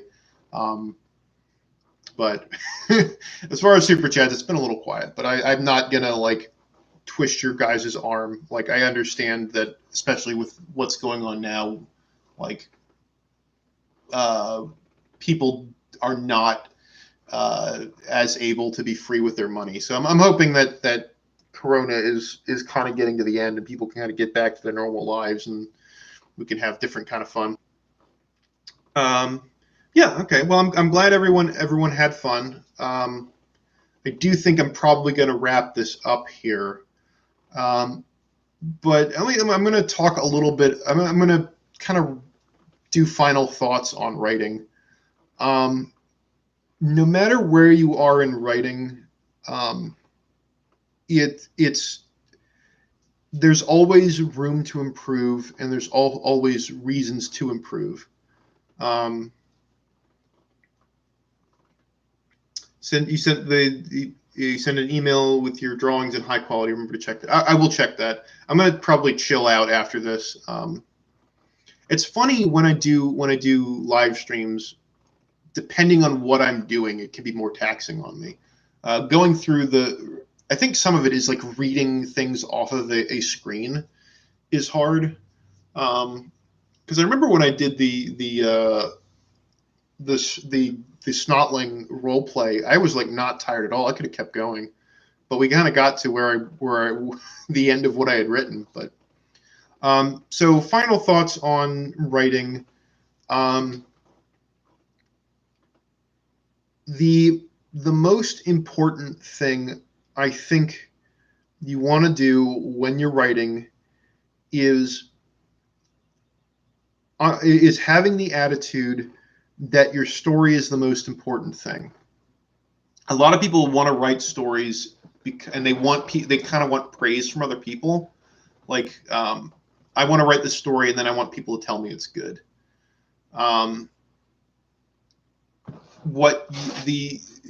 You kind of need to remove your own ego from it. It's like, it's nice. Like, I'm not trying to be like, don't feel proud of things you've written that people like. Because it is very nice when you guys compliment me and like really enjoy my stories. Like, I enjoy hearing that. But when you're going through the writing process, your primary concern is like, okay, how do I make this better? What can I do to improve myself? What else is there to do?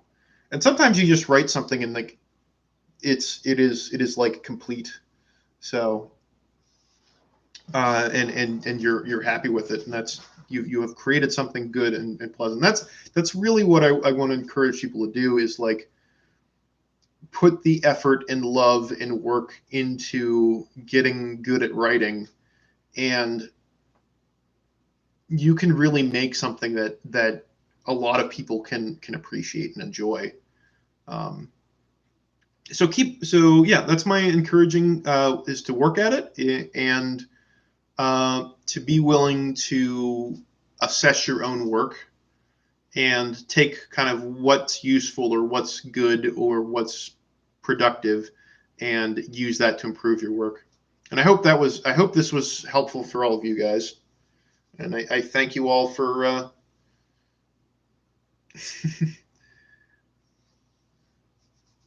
well, now you made me want to translate my short story. Good. That's one of the things I want to do with my channel, is to inspire people. That's one of the things that makes me happiest is people, like when people are doing role plays that take place in Deperium, or people make miniatures of Og, or they want to make the 18 Primorcs and the Emperor, or anything like that. Or Eric, you do art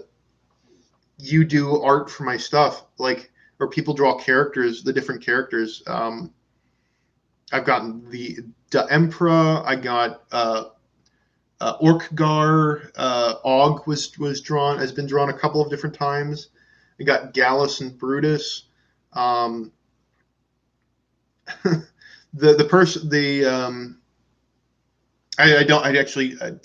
can't recall what the artist who did my my logo.